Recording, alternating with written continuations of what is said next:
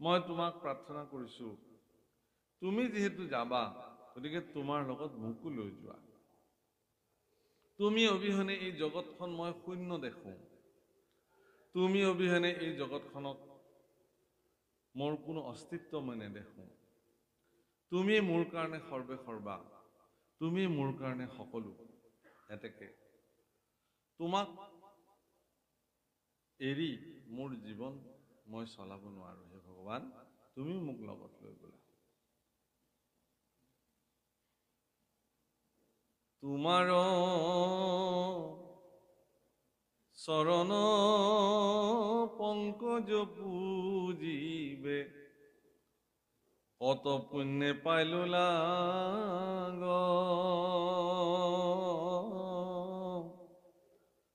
বাপ জগন্নাথ নকৰায় অনাথ, ভকত তুমি ত্যাগ। সঁচাকে তোমাৰ চৰণ পুজিবৰ কাৰণে পৰম সৌভাগ্য মৰ্মে মই এই সুযোগ পালো। প্ৰত্যক্ষ ভগৱানৰ চৰণ পূজন কৰিব পৰাৰ সৌভাগ্য প্ৰাপ্তি হোৱাটো বহুত ডাঙৰ কথা।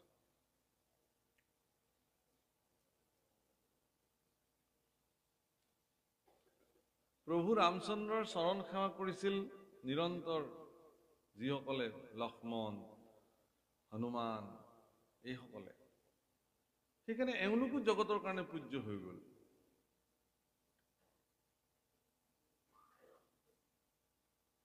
আজিও এটা পৰম্পৰা, এটা কথা ধৰা হয় ভাৰতবৰ্ষৰ সনাতন পৰম্পৰা,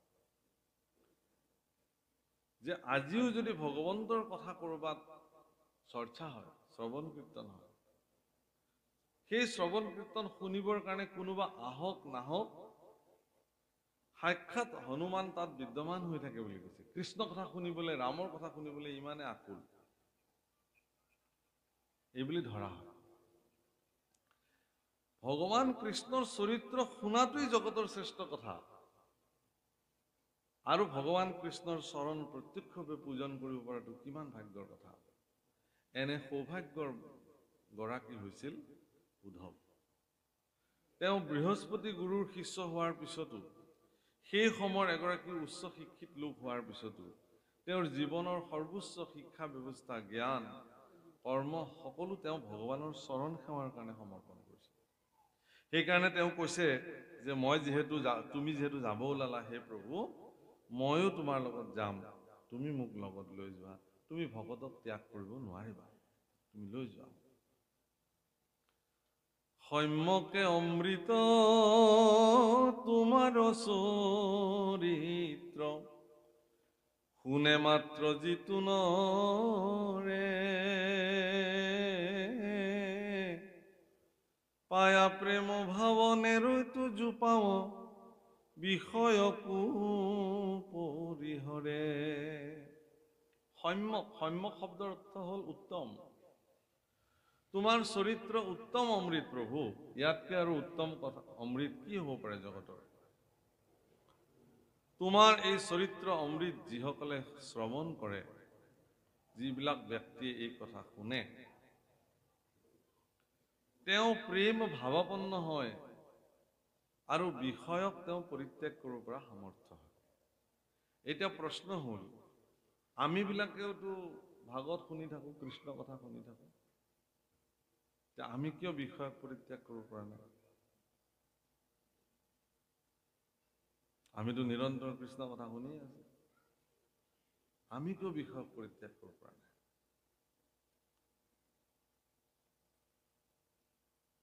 ডাঙৰ কথা হৈছে এইটোৱে যে কৃষ্ণ কথা আপুনি কাৰ পৰা শুনিব?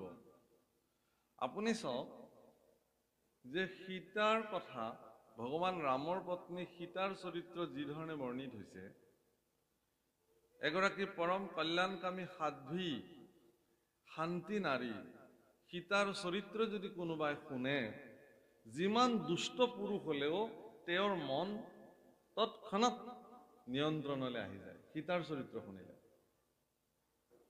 এগৰাকী চঞ্চলৰ পৰা চঞ্চল কামী পুৰুষৰ ওচৰতো যদি সীতাৰ চৰিত্ৰ কোনোবাই গায়, তেতিয়াহ'লে তেওঁৰ লগে লগে মানস পটত এনেকুৱা ক্ৰীড়া আৰম্ভ হৈ যায় যে তেওঁ তৎক্ষণাৎ তেওঁ নিজক সংযম কৰিব পৰা সামৰ্থ্য হৈ যায়।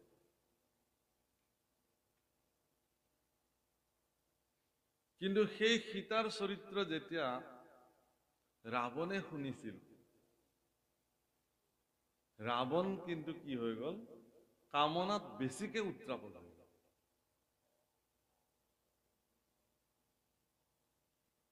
ৰাৱণ কামনাৰ প্ৰতি বেছি তৎক্ষণাৎ মানে লাগে আৰু সীতাক, তেওঁ এনেকুৱা কামনা পৰ্ব হৈ গ'ল। কিহৰ কাৰণে? মনত ৰাখিব প্ৰভুসকল, কৃষ্ণ কথা কাৰ মুখেৰে শুনিব? তেওঁ শুনিছিল কাৰ মুখেৰে? শূৰ্পণখাৰ মুখেৰে শুনিছিল। সেইকাৰণে তেওঁৰ জীৱনত উল্টা ক্ৰীড়া আৰম্ভ হৈ গ'ল। সেইকাৰণে ভগৱানৰ চৰিত্ৰ কাৰ মুখেৰে শ্ৰৱণ কৰিব, সেইটো খুব নিৰ্ণায়ক কথা। কিন্তু একেই ভগৱানৰ চৰিত্ৰ শূৰ্পণখাৰ মুখে ৰাৱণে শ্ৰৱণ কৰিলে কাৰণে ৰাৱণৰ মানসিকতা তাৰ উল্টা ৰিয়েকশ্যনটো হৈ গ'ল, উলটা প্ৰভাৱ হৈ গ'ল। সেইকাৰণে কৃষ্ণ কথা কাৰ পৰা শুনিব? আটাইতকৈ উত্তম বিচাৰটো হ'ল এইটোৱে যে কৃষ্ণ কথা নিজেই নিজৰ ভিতৰত শ্ৰৱণ কৰাৰ ব্যৱস্থা কৰিব লাগিব। অৰ্থাৎ আপুনি সেই অৱস্থালৈকে গুচি যাব পাৰিব লাগিব, আপোনাৰ ভিতৰত থকা আপুনিয়ে আপোনাক কৃষ্ণ কথা শুনাব। তেতিয়া এইটো অহৰ্নিশ হয়, অজপা হৈ যায়। 24 ঘণ্টা আপুনি তেতিয়া কৃষ্ণ ধ্বনি শুনিব, কৃষ্ণ চৰিত্ৰ শুনিব। এনেকুৱা 24 ঘণ্টা কৃষ্ণ ধ্বনি আৰু চৰিত্ৰ শ্ৰৱণ কৰোঁতা সকলৰ ভিতৰত পোনপ্ৰথমে অগ্ৰগণ্য হিচাপে নাম লোৱা হয় গোপীসকলৰ। সেইকাৰণে গোপীসকল যেতিয়া ভগৱানৰ ওচৰলৈকে ঢপলি আহিলে, তেতিয়া ভগৱানে গোপীসকলক কৈছিলে যে তোমালোকে এটা কাম কৰা, মোক দেখিলা বোলে, দেখিলো। বৃন্দাবন দেখিলা, দেখিলো। বিকশিত বৃন্দাবন ইমান সুন্দৰভাৱে প্ৰস্ফুটিত হৈছে, তোমালোকে দেখিলা, এতিয়া তোমালোকে ঘৰলৈ যোৱা। ভগৱানে তেওঁলোকক মনত পেলাই দিছিলে, তোমালোকক নেদেখি তোমালোকৰ সন্তানবিলাকে এতিয়া মাকে চিঞৰি চিঞৰি কান্দি আছে। তোমালোকক নেদেখি তোমালোকৰ স্বামী হাবাথুৰি খাইছে। তোমালোকৰ পৰিয়াল পৰিজনৰ মাজত ভীষণ পৰিস্থিতিৰ সৃষ্টি হৈছে। গৰু গাই সা সম্পত্তি খেতি বাতি সকলো তোমালোক মালিকনী একো একোগৰাকী। গতিকে নিজৰ নিজৰ সা সম্পত্তিৰ মালিকনী হৈ থাকাগে, যোৱা ইয়াৰ পৰা সোনকালে। কিন্তু গোপীসকলে কি বুলি কৈছিলে যে হে ভগৱান, তোমাৰ মুখেৰে এনেকুৱা কথা হ'ব বুলি আমি ভবাই নাছিলো। তুমিও যে ভকতক এনেকে ত্যাগ কৰিব পাৰা, এই কথাটোতো আমি ভবাই নাছিলো। আমিতো ইতিমধ্যে তোমাক পাবৰ কাৰণে আমাৰ জীৱনৰ সৰ্বস্ব পৰিত্যাগ কৰি থৈ গুচি আহিলো। আমি যে কিবা মালিকনী, সম্পত্তিৰ মালিকনী, গৰু গাই খেতি বাতি এইবিলাক আছে পাহৰি গলো। আমাৰ যে স্বামী আছে আমি পাহৰি গলো, আমাৰ যে সন্তান সন্ততি আছে পাহৰি দিছো। আমাক কেৱল তোমাক লাগে, তোমাৰ দুখানি চৰণত সমৰ্পিত হ'বলৈ লাগে। এইটোৱেই মনুষ্য জীৱনৰ সাৰ্থক। সেইকাৰণে ইয়াত উদ্ধৱে কৈছে যে প্ৰভু, তোমাৰ চৰিত্ৰ শুনিলে মানুহৰ মনত প্ৰেম ভাৱনাৰ জন্ম হয়। গোপীসকলৰ মনত প্ৰেম ভক্তিৰ জন্ম হৈছিল, যাক সপ্ৰেম ভকতি বুলি কয়। সেই সপ্ৰেম ভকতি জন্ম হোৱাৰ ফলতে তেওঁলোকে বিষয়কো পৰিত্যাগ কৰিবৰ কাৰণে সামৰ্থ্য হৈছিল। ৰাম শয়নে ভজনে স্নান গোপ স্থানে সদা সেৱা কৰো আমি।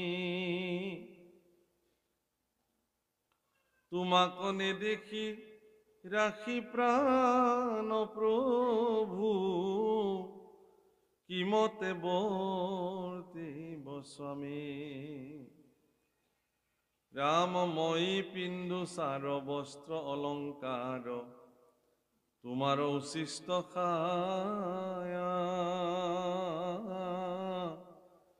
দৰ্হায়া সুচিত্ত কিনু বিপৰীত, তৰিব দুষ্টৰ মায়া।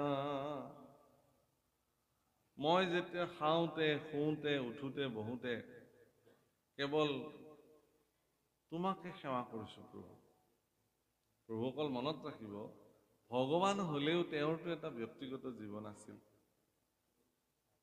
আমি সামাজিক ব্যক্তিবিলাকৰ, আপোনালোক সকলোৰে সামাজিক ব্যক্তিবিলাকে অধিকাংশ সময় সামাজিক হৈ থাকে, কিন্তু তেওঁলোকৰতো এটা ব্যক্তিগত জীৱন আছে।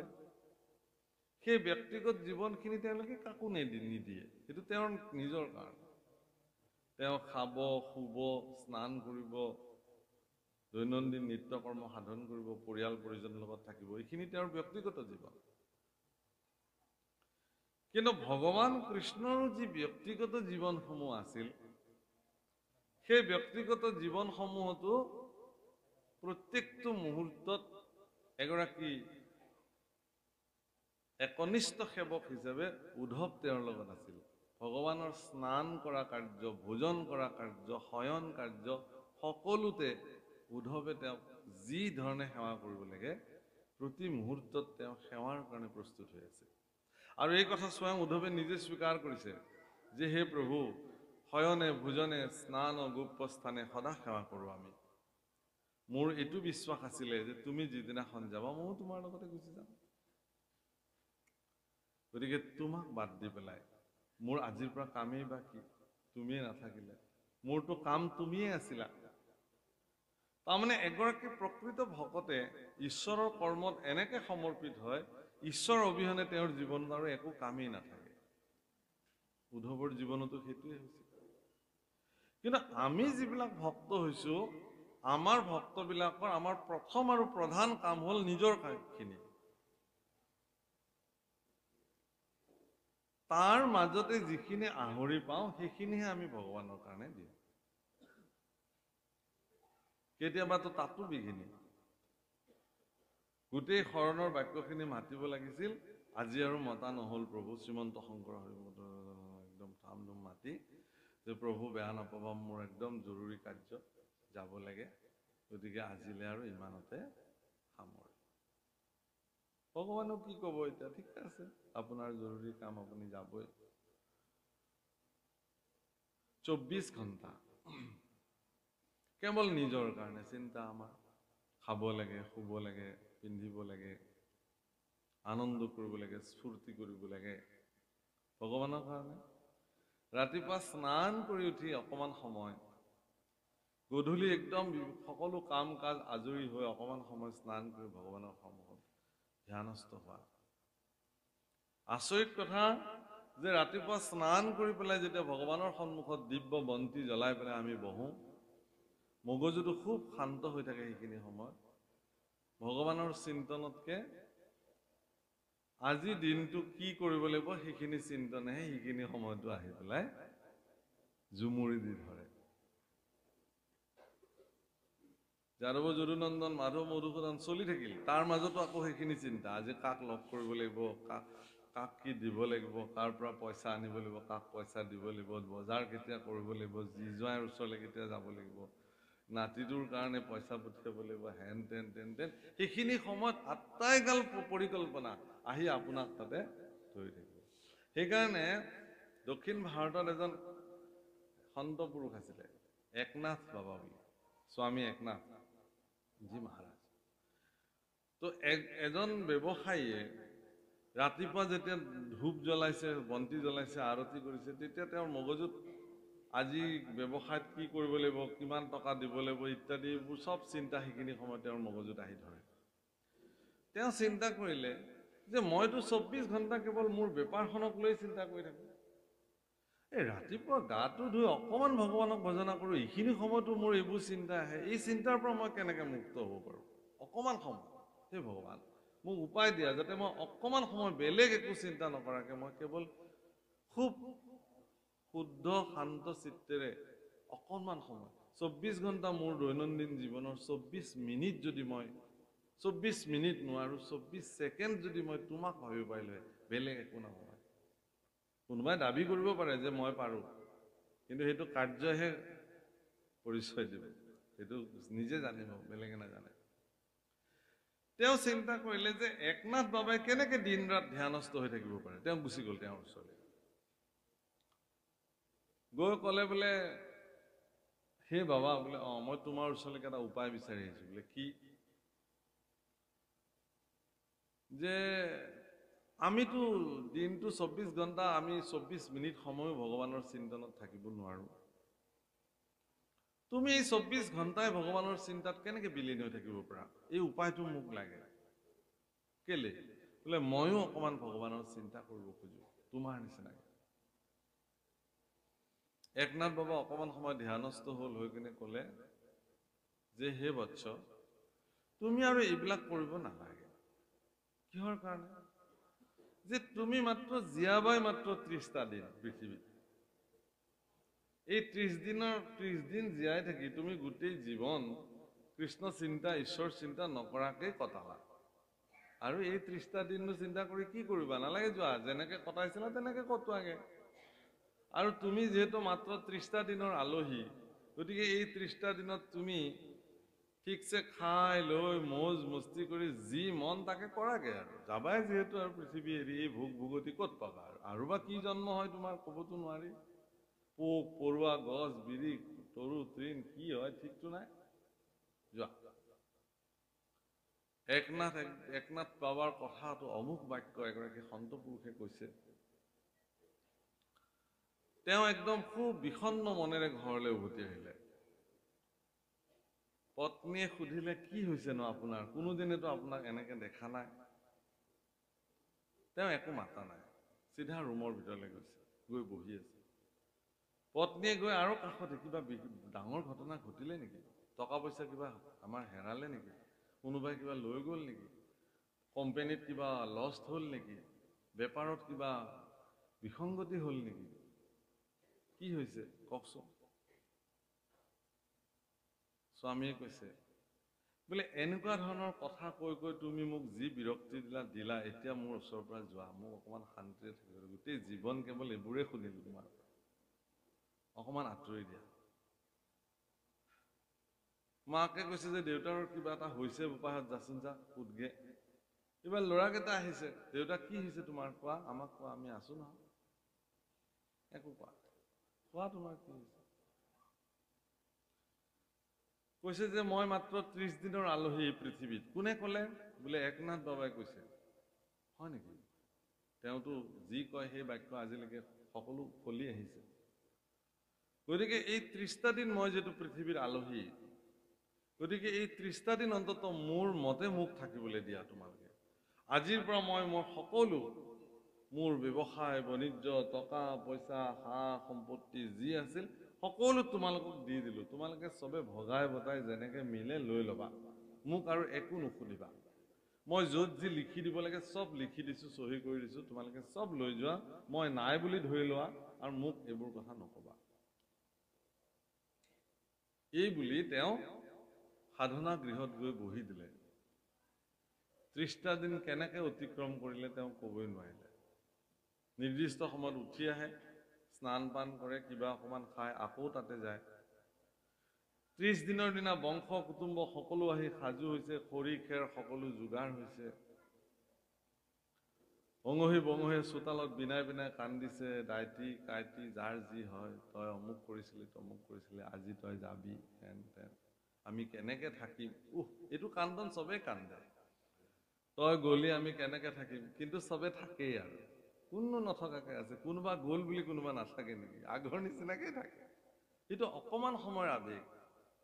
কাৰণ মৃত্যু এটা এনেকুৱা সত্য যে ইয়াক কোনেও আজিলৈকে নুই কৰিব নোৱাৰে।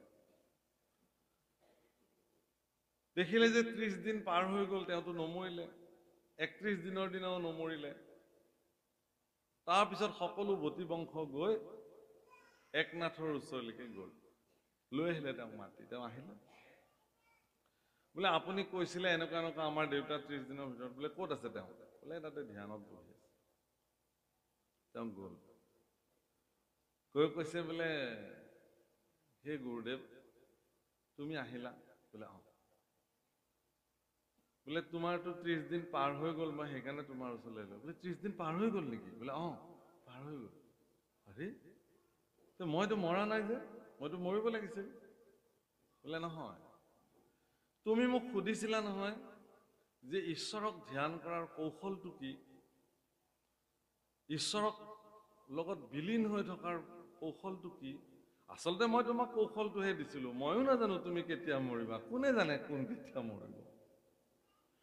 মই যেতিয়া কৈ দিলো তোমাক যে 30 দিনৰ ভিতৰত তুমি মৰিবা, যে এই যে তুমি চব বাদ দি পেলালা। আমাৰ মানে পিতৃবিলাকৰ মই কথা কৈছো, বিশেষকে সকলো পিতৃ নহয়।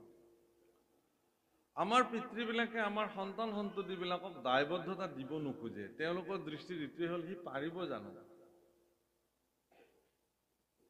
নিজৰ দায়বদ্ধতাটো তেওঁলোকে কি নকৰে, এৰি দিবলৈ নোখোজে। ইয়াৰ মূল কাৰণটো হ'ল কি? মমতা, মোহ। সৰুৱে আছে, নাজানে, ক'ত পাৰিব। যাৰ বিনিময়ত সকলো দায়িত্ব নিজে মূৰ পাতি লৈ লৈ লৈ লৈ ঈশ্বৰ কৰ্ম কৰিবলৈ তেওঁৰ জীৱনত আহৰি নাই, নামঘৰলৈ আহিবলৈ তেওঁৰ জীৱনত আহৰি নাই, সমাজৰ কৰ্মত লাগিবলৈ তেওঁৰ সময় নাই। বহুত মানুহে কয় যে এইকেইটা দিন আৰু ৰওক প্ৰভুসকল, মোৰ ৰিটায়াৰ্ডটো লৈ ল'বলৈ দিয়ক, আৰু মাত্ৰ কেইমাহমান আছে, তাৰপিছত মই এনেকে নামঘৰৰ কামত লাগিম আপোনালোকে দেখিব। এতিয়া ৰিটায়াৰ্ডৰ আগে আগে মানুহজনটো আহিছিলেই নামঘৰলৈ, এতিয়া ৰিটায়াৰ্ডৰ পিছত আপুনি তাকো নেদেখে কেতিয়াবা কিছুমান মানুহ। সেইটো অৱস্থা হয়। কিহৰ কাৰণে?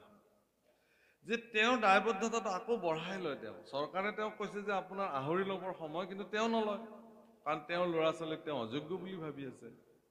কিন্তু তেওঁ কাইলৈ পৰহিলৈ যেতিয়া ইহলীলাক সম্বৰণ কৰি গুচি যাব, তেওঁৰ ল'ৰা ছোৱালীয়ে কিন্তু সম্পূৰ্ণ দায়িত্ব গ্ৰহণ কৰিব। সেইকাৰণে হে প্ৰভুসকল, মানুহে ইয়াত কৈছে সেইকাৰণে যে মই এই কথাটো দঢ়াই আছো যে তোমাৰ চৰণ সেৱা কৰিছো কাৰণে মোৰ এই মায়াৰ প্ৰভাৱৰ পৰা মই নিজক মুক্ত কৰিব পাৰিম।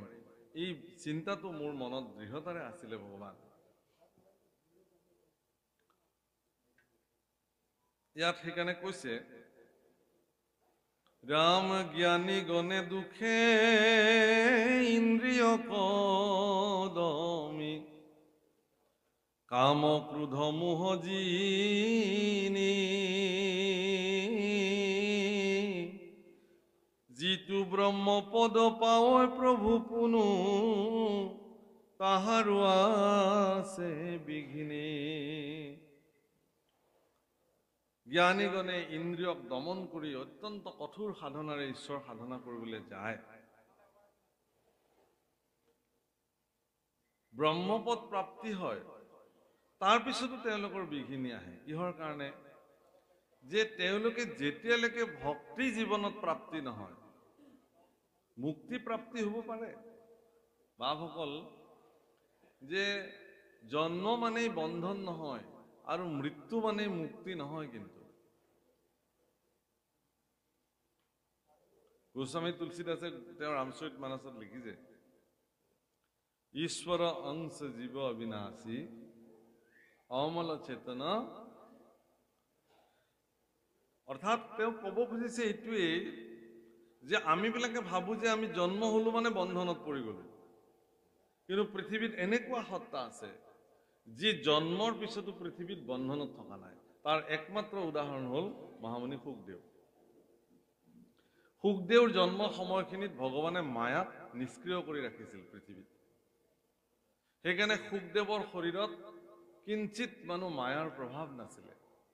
অৰ্থাৎ মায়াময় জগতত জন্মগ্ৰহণ কৰাৰ পিছতো শুকদেৱ সম্পূৰ্ণ মায়াবিহীন জীৱন যাপন কৰিছিল, মায়ামুক্ত জীৱন যাপন কৰিছিল। কোনো মায়াৰ প্ৰভাৱৰ দ্বাৰা শুকদেৱ প্ৰভাৱান্বিত নাছিল। তেনেকুৱা অনেক পুৰুষৰ উদাহৰণ শাস্ত্ৰত আছে। ঠিক তেনেকে মৃত্যু হ'ল মানে এটা জীৱ মুক্ত হ'ল এনে নহয়। মুক্ত কেতিয়া হ'ব? যিদিনাখন তেওঁ নিজৰ স্বৰূপ চিনিব, মই কোন।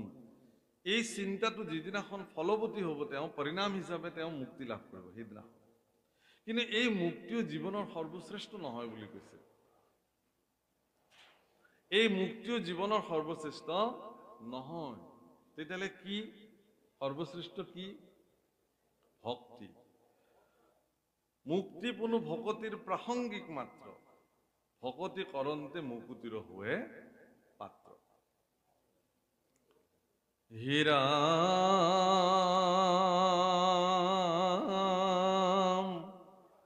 আমি মহামূঢ় গৃহবাসী সুখে, সংগলয়া ভকতৰ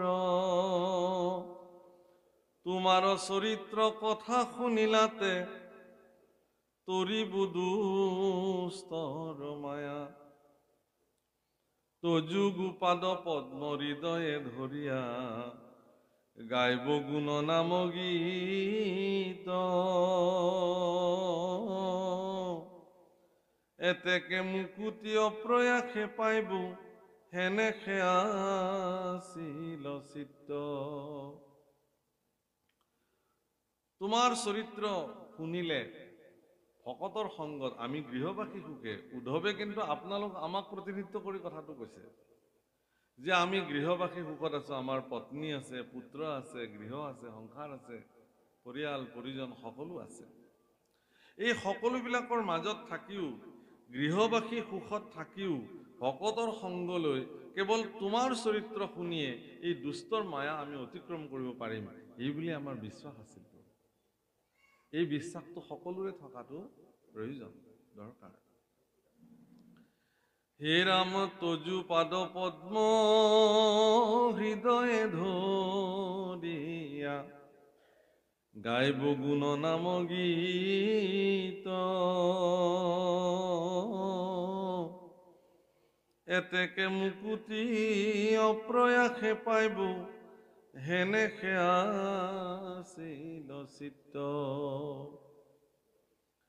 চৰণ ছত্ৰৰ ছায়া সেৱ যিটো সিটো এৰাইতো তাপ হেন পাও এৰি খনেকো নিজিব সংগে নিও কবাপ। বাপসকল ভেকুলীবিলাক দেখিছে নহয় আপোনালোকে? এই ভেকুলীবিলাকক এটা পাত্ৰত, পানীৰ পাত্ৰত থৈ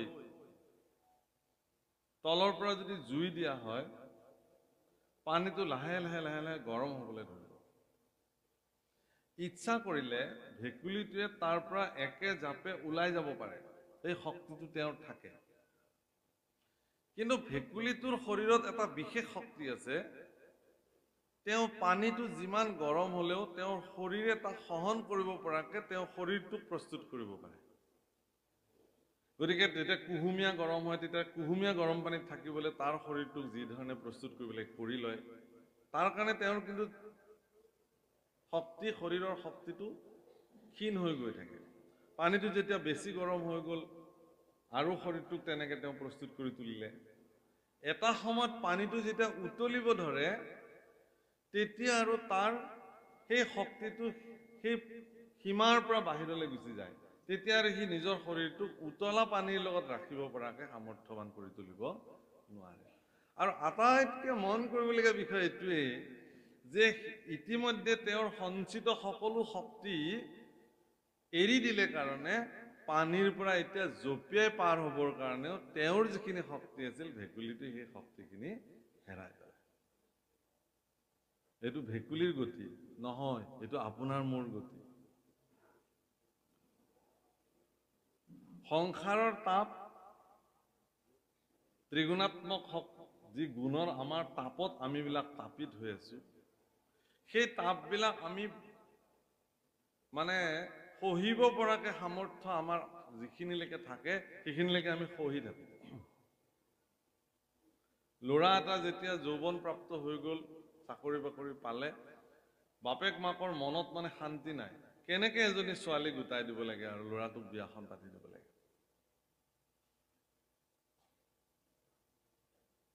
প্ৰভুসকল, সংসাৰৰ জুইবিলাকৰ ভিতৰত ধন হইলা এককুৰা, পুত্ৰ হইলা দুই, ভাৰ্যা হইলা তিনি কুৰা সংসাৰৰ জুই। এই জুইৰ সংসাৰৰ তাপিত জুইৰ ভিতৰত এইবিলাককো ধৰা আছে। ধন জুই মানুহৰ কাৰণে তাপ সৃষ্টি কৰিব পৰা, পুত্ৰ কন্যা এইবিলাক তাপ সৃষ্টি কৰিব পৰা জুই, আৰু ভাৰ্যাও একুৰা জুই।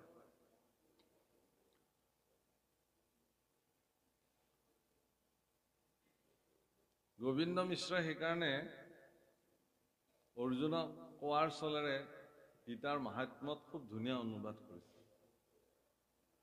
কি বুলি কৈছে? যে বানৰক যেন নৰ্তকে নচাৱে, স্বামীক নচাৱে ভাৰ্যা। হে অৰ্জুন,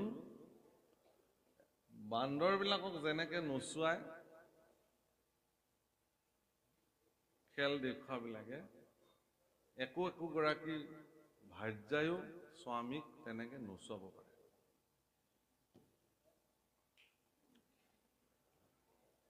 এই জুইবিলাকৰ তাপত পুৰুষজনে বা ব্যক্তিজনে তেওঁ সহিব পৰাকে তেওঁৰ যিমান সহনশীল শক্তি আছিল এৰি দিওঁতে দিওঁতে দিওঁতে দিওঁতে সহি থাকি থাকি থাকি থাকি এটা সময়ত সেইবোৰৰ পৰা তেওঁ কি হৈ যায়, সহনশীল শক্তিটো তেওঁৰ নাইকিয়া হৈ যায় আৰু তাৰ পৰা ওলাই আহিব পৰা ক্ষমতাও নাই। এইটোতো জাগতিক জগতৰ নিয়ম। সেইকাৰণে মহাপুৰুষ শংকৰদেৱ গুৰুজনাই ভাগৱতৰ পদে পদে পদে পদে লিখিলে যে পুত্ৰ ভাৰ্যা ধন জন সাম্যকে মেঘৰ ছায়া তাতেক নাতেক মায়া। কিয় কৈছে যে নালাগে নহয় আপুনি সেইকাৰণে আপুনি সংসাৰ নকৰাকে থাকিব নেকি? সেইকাৰণে আপুনি ল'ৰা ছোৱালী যি জন্ম দিছে তাক পালন পোষণ নকৰাকে থাকিব নেকি? যিখিনি ধন উপাৰ্জন কৰিছে সেইখিনি আপুনি পেলাই দিব নেকি? নোৱাৰে। মানে কৈছে এইকাৰণে এই কথাখিনি আপোনাক সচেষ্ট কৰিছে যাতে এইখিনিৰ পৰা উৎপাদিত হোৱা তাপত আপুনি নিজৰ সঞ্চিত শক্তিক যাতে আপুনি তাত বিলীন নকৰে। যিমানখিনিলৈকে আপুনি সহিব পাৰে সিমানখিনিৰ ভিতৰতে আপোনাৰ শক্তিখিনি খৰচ কৰক। অৰ্থাৎ আমি ধন উপাৰ্জন কৰিবৰ কাৰণে যি ধৰণে 24 ঘণ্টা তন মন আমি বিলাকে খৰচ কৰিব পাৰো, ঈশ্বৰ সাধনাৰ কাৰণে আমি নকৰোঁ। পুত্ৰ কন্যাক সামৰ্থ্যৱান কৰি তুলিবৰ কাৰণে যিমানখিনি অহোপুৰুষাৰ্থ আমাৰ জীৱনত আমি কৰোঁ, ঈশ্বৰ সাধনাৰ কাৰণে নাম সাধনাৰ কাৰণে সিমানখিনি অহোপুৰুষাৰ্থ আমাৰ জীৱনত আমি নকৰোঁ। ভাৰ্যাগৰাকীক সুখত ৰাখিবৰ কাৰণে যিমানখিনি অহোপুৰুষাৰ্থ এগৰাকী পুৰুষে কৰে সিমানখিনি অহোপুৰুষাৰ্থ ঈশ্বৰ সাধনাৰ কাৰণে কোনো পুৰুষে নকৰে। যদি কৰে তেওঁতো মহাপুৰুষ হৈ যাব। এই কথা গোস্বামী তুলসীদাসৰ পত্নী ৰত্নাৱলীয়ে তেওঁক কৈছিলে। তুলসীদাসৰ নাম আজি আমি নললোহেঁতেন। আৰু তুলসীদাস এনেকুৱা এগৰাকী পণ্ডিত প্ৰবৰ শাস্ত্ৰজ্ঞ বিদ্বান যে যাৰ নাম সমগ্ৰ ভাৰতবৰ্ষত তেওঁৰ বিৰচিত কৰে ৰামচৰিত মানস। মানে তেওঁ বৰ্ণন কৰিছিল এইটো কথা যে আপুনি যদি দেখে যে জ্ঞানী ৰামতকেও জ্ঞানী কিন্তু ৰাৱণ আছিল, ধনী ব্যক্তি ৰামতকেও ধনী ব্যক্তি ৰাৱণ আছিল, শক্তিশালী আৰু সামৰ্থ্যৱান ৰামতকেও ৰাৱণ বেছি আছিল, কিন্তু তাৰ পিছতো ৰামৰ হাতত কিন্তু ৰাৱণ নিহত হৈছিল। ইয়াৰ কাৰণটো কি? যে ইমানবিলাক শক্তি ধন জন সামৰ্থ্যৰ দ্বাৰা সামৰ্থ্যৱান হোৱাৰ পিছতো ৰাৱণে কিন্তু কামনা আৰু অহংকাৰৰ পৰিণতিত নিজৰ তিল তিল স্খলনক তেওঁ ৰোধ কৰিব পৰা নাছিল। শক্তিবন্ত পুৰুষসকলে কেতিয়াও নিজৰ শক্তি আৰু সামৰ্থ্যৰ ওপৰত কেতিয়াও হেৰি নকৰে, মানে তাক স্খলন নকৰে। ৰামচন্দ্ৰইটো ইচ্ছা কৰিলে একেপাত সৰতে ৰাৱণক নিধন কৰিব পাৰিলেহেঁতেন, নাই কৰা। ৰাৱণক তিল তিলকে ভাবিবৰ কাৰণে সময় দিছে। তেওঁক দুৰ্গতিৰ কথা কোৱা হৈছিলে যে দুৰ্গতি কি তুমি চোৱা। সেই বাপসকল সকলো শক্তি আৰু সামৰ্থ্যৰে সামৰ্থ্যৱান হোৱাৰ পিছতো যদি ঐশ্বৰিক শক্তি আধ্যাত্মিক শক্তিৰে এজন ব্যক্তি সামৰ্থ্যৱান নহয়, তেতিয়াহ'লে তেওঁৰ জীৱনত প্ৰাপ্ত হোৱা সেই সামৰ্থ্যৰে তেওঁ কেতিয়াও সফল মনুষ্য জীৱন যাপন কৰিব নোৱাৰে। আমাৰ ল'ৰা ছোৱালীকো আমি এই কথা শিকাব লাগে যে তুমি যিমান বিদ্বানী হোৱা, তুমি যিমান ধনৱান ব্যক্তি নোহোৱা কিয়, তুমি যিমান শক্তিশালী চিন্তাৰ ব্যক্তি নোহোৱা কিয়, তোমাৰ মনত যদি আধ্যাত্মিক চেতনাই ক্ৰীড়া নকৰে, তেতিয়াহ'লে তোমাৰ দ্বাৰা উপাৰ্জিত ধনে কল্যাণকাৰী কামত ব্যৱহাৰ হয় নে নহয় তাত সন্দেহ আছে। তোমাৰ শৰীৰত অৰ্জিত শক্তিয়ে ভাল কামত ব্যৱহাৰ হ'বনে নাই তাৰ কাৰণে আপোনালোকে এইকেইটা দিনতে খুব এটা ডাঙৰ বাতৰি এটা মানে হেৰি হৈ আছে ছ'চিয়েল মিডিয়াত, যে এজন IIT মুম্বাইৰ পৰা এৰস্পেচ ইঞ্জিনিয়াৰিং কৰা এজন ব্যক্তিয়ে কুম্ভ মেলাত তেওঁ আহিছে। তেওঁ কিন্তু আচলতে তেওঁ হাৰিয়ানাৰ আছিল ল'ৰা, কিন্তু তেওঁ সেই সময়ত মুম্বাই IITৰ এৰস্পেচ ইঞ্জিনিয়াৰিঙৰ তেওঁ ফাৰ্ষ্ট ক্লাছ ইঞ্জিনিয়াৰ, কিন্তু তেওঁ আজি ঈশ্বৰ সাধনাত নিজক বিলীন কৰিছে। উছামা বিন লাডেনো এগৰাকী ইঞ্জিনিয়াৰ আছিল, তেওঁৰ সাধনাখিনি ক'ত লগাইছিল সেয়াও আপোনালোকে জানে। গতিকে কোনোবা এজন ইঞ্জিনিয়াৰ হ'ল বুলি, ডাঙৰ শিক্ষিত হ'ল বুলি তেওঁৰ সাধনাখিনি ক'ত ব্যৱহাৰ কৰিব সেইটো ডাঙৰ কথা। অৱনিশি চাৰি বেদ বিচাৰি বে কত কৰো হৰি নাম, মহাপুৰুষ শ্ৰীমন্ত শংকৰদেৱ গুৰুজনাই গোটেই দিন ৰাত বেদ আদি শাস্ত্ৰ আদি অধ্যয়ন কৰিলে। বিচক্ষণ পণ্ডিত হিচাপে নিজক তেওঁ প্ৰতিষ্ঠা কৰিছিল। তেওঁ যদি ৰজা নৰনাৰায়ণৰ ৰাজসভাত এগৰাকী দৰমহাধাৰী লোক হিচাপে থাকিলহেঁতেন, তেতিয়াহ'লে ৰজা নৰনাৰায়ণে তেওঁক ধনে সোণে উপচাই দি তেওঁৰ পৰিয়াল পৰিজনক ৰাজকীয় মৰ্যাদাৰে ৰাখিলেহেঁতেন। ৰাখিলে কি হ'লহেঁতেন? সিমানতে শংকৰদেৱ সমাপ্ত হৈ থাকিলেহেঁতেন। কিন্তু তেওঁৰ যিখিনি স্ব উপাৰ্জিত শক্তি সামৰ্থ্য জ্ঞান, সেইখিনি তেওঁ কেৱল এজন ৰজাৰ ওচৰত নথৈ তেওঁ সমগ্ৰ মানৱ অবা নৰলোক হৰি ভজিয়ক বুলি সমগ্ৰ মানৱ জাতিৰ কল্যাণৰ কাৰণে তেওঁ প্ৰয়োগ কৰিলে। সেইকাৰণে শ্ৰীমন্ত শংকৰদেৱ গুৰুজনা আজিও আমাৰ হৃদয় বিদ্যমান হৈ আছে। মাধৱদেৱ গুৰুজনাই তেওঁৰ জীৱনৰ সকলো উপাৰ্জিত শক্তি সামৰ্থ্য তেওঁ গুৰু সেৱাত অৰ্পণ কৰিলে কাৰণে পৃথিৱীৰ এগৰাকী বিৰল গুৰু সেৱক হিচাপে মহাপুৰুষ মাধৱদেৱ আজিও জগতত পূজিত হৈ আছে। জোৰণৰ কন্যাও এৰি থৈ বিবাহ নকৰি চিৰ কৌমাৰ্য ব্ৰত ধাৰণ কৰি কেৱল গুৰুৰ চৰণ সেৱাত নিজক সমৰ্পিত কৰিলে। সেইকাৰণে মাধৱদেৱ পৃথিৱীৰ বিৰল গুৰু সেৱাৰ অধিকাৰী হিচাপে আজিও বিবেচিত। শ্ৰী শ্ৰী নাৰায়ণ দাস ঠাকুৰ এটা মহাপুৰুষৰ একান্ত সেৱক। ধন জন ঐশ্বৰ্য বিভূতিৰে তেওঁ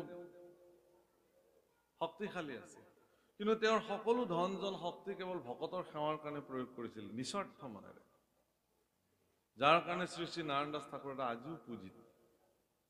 সেইকাৰণে সেই প্ৰভুসকল ইয়াতো এই কথাটোকে কৈছে যে আপোনাৰ যি নাথাকক কিয়, আপোনাৰ সকাখিনি ঈশ্বৰৰ চৰণত সেৱাৰ কাৰণে সমৰ্পিত হয় নে নহয়। গতিকে তোমাৰ চৰণ ছত্ৰৰ সেৱা তাপ, সংসাৰৰ যি তাপ, মানে তাপৰ পৰা মুক্ত হ'বৰ কাৰণে, সেইকাৰণে ভাগৱতৰ আমি যি ভাগৱত সন্মুখত লৈ আছো, এই ভাগৱতৰ মংগলাচৰণ পদত, মানে ভাগৱত মাহাত্ম্যৰ প্ৰথম মংগলাচৰণ পদত কি বুলি কৈছে? সচ্চিদানন্দ ৰূপায় বিশ্বৎপত্যাদি হেতুবে তাপত্ৰয় বিনাশায় শ্ৰীকৃষ্ণায় বয়ম। তাপত্ৰয় বিনাশায়, তিনি তাপক তুমি বিনাশ কৰা। এই তাপৰ পৰা মুক্ত কৰিব পাৰে। সেইকাৰণে কৈছে যে চৰণ ছত্ৰৰ ছায়া সেৱৈ যিটো, সিটো এৰাই ইটো তাপ।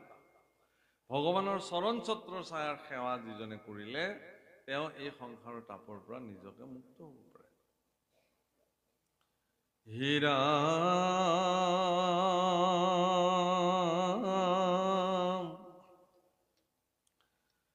সবে পৰিহৰি চৰণ দূত তোমাৰ কৰিলো সাৰ, তুমি এৰিলাতে ঐ বন্ধু মাধৱ দিনতে দেখো আন্ধাৰ। হে প্ৰাণনাথ নকৰায় অনাথ দান্তে ধৰু খেৰ তুলি, তোমাৰ বিয়োগে অগণি এখানে দেখা মাৰে মোক পুলি।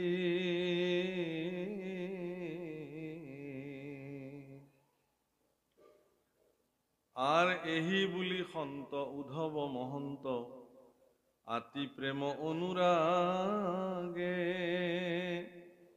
অনেক কাতৰ কৰিয়া কান্দন্ত পৰিয়া কৃষ্ণ ৰৱাগে। এহি বুলি সন্ত উদ্ধৱ মহন্ত, উদ্ধৱক মহন্ত বুলি কৈছে, সন্ত বুলি কৈছে। সন্তটো আপোনালোকৰ প্ৰভুসকল, সন্ত আপোনাক হ'ব, কাৰণ ঈশ্বৰ চিন্তাক নিজক সমৰ্পিত কৰিব পৰা জনকে সন্ত বুলিছে, সাধু বুলিছে, মহন্ত বুলিছে। উদ্ধৱ তেনেকুৱা এগৰাকী মহন্ত, যিজনে কৃষ্ণ সেৱা ব্যতিৰেকে তেওঁৰ জীৱনত অন্য কোনো সেৱাক তেওঁ প্ৰাধান্য দিয়া নাই। সেই সময়ত উদ্ধৱো এগৰাকী শিক্ষিত ব্যক্তি হিচাপে তেওঁ মানে কংসৰ ওচৰত গৈও ৰাজকাৰ্য চম্ভালিব পাৰিলেহেঁতেন, ৰাজকীয় মৰ্যাদাৰে জীৱন অতিবাহিত কৰিব পাৰিলেহেঁতেন। কিন্তু তেওঁ নকৰিলে। মহাভাৰতীয় যুগলৈ যদি আপুনি যায় দেখিব যে এগৰাকী অতি বিদ্বান লোক, অতি পণ্ডিত, যাৰ নাম মহামতি বিদুৰ, কিন্তু তেওঁ বাধ্যত পৰি চৰকাৰী পদবীত তেওঁ নিযুক্ত হৈ থাকিল যদিও তেওঁ কিন্তু চৰকাৰী কোনো ধৰণৰ সুবিধা তেওঁৰ জীৱনত তেওঁ গ্ৰহণ নকৰিলে। সন্তবিলাকৰ এইটো বিশিষ্টতা। কোনো ধৰণৰ দৰমহা নললে, অবৈতনিক আছিল তেওঁ। প্ৰধানমন্ত্ৰী আছিল হস্তিনাপুৰত। চক্ৰৱৰ্তী ৰজা, প্ৰভুসকল মনত ৰাখিব, চক্ৰৱৰ্তী ৰজা মহাৰাজ ধৃতৰাষ্ট্ৰৰ তেওঁ প্ৰধানমন্ত্ৰী আছিল। অখণ্ড ভাৰতবৰ্ষ, আজিৰ দৰে এই অকমান ভাৰতবৰ্ষ নহয়, সমগ্ৰ জম্বুদ্বীপ অখণ্ড ভাৰতবৰ্ষ, য'ত হস্তিনাপুৰ ৰাজধানী, তাৰ পৰা সমগ্ৰ পৃথিৱী তেওঁলোকে পৰিচালনা কৰিছিল। এনেকি তেওঁৰ পত্নী গান্ধাৰীৰ গান্ধাৰ ৰাজ্যও তেওঁৰ অধীনত আছিলে। গান্ধাৰ ক'ত আছিল? আজিৰ কান্দাহাৰ, একদম আৰৱলৈকে। সেই ভূমি পৰ্যন্ত ধৃতৰাষ্ট্ৰই নিজৰ শাসনত ৰাখিছিলে। তেনেকুৱা এগৰাকী প্ৰভাৱশালী ৰজাৰ প্ৰধানমন্ত্ৰীৰ দায়িত্বত থকা বিদুৰে কোনো ধৰণৰ চৰকাৰী সা সুবিধা, কোনো ধৰণৰ ঘৰ, মানে ধন, টকা পইচা, মৰ্যাদা কোনো গ্ৰহণ কৰা নাছিল। তেনেকে আছে।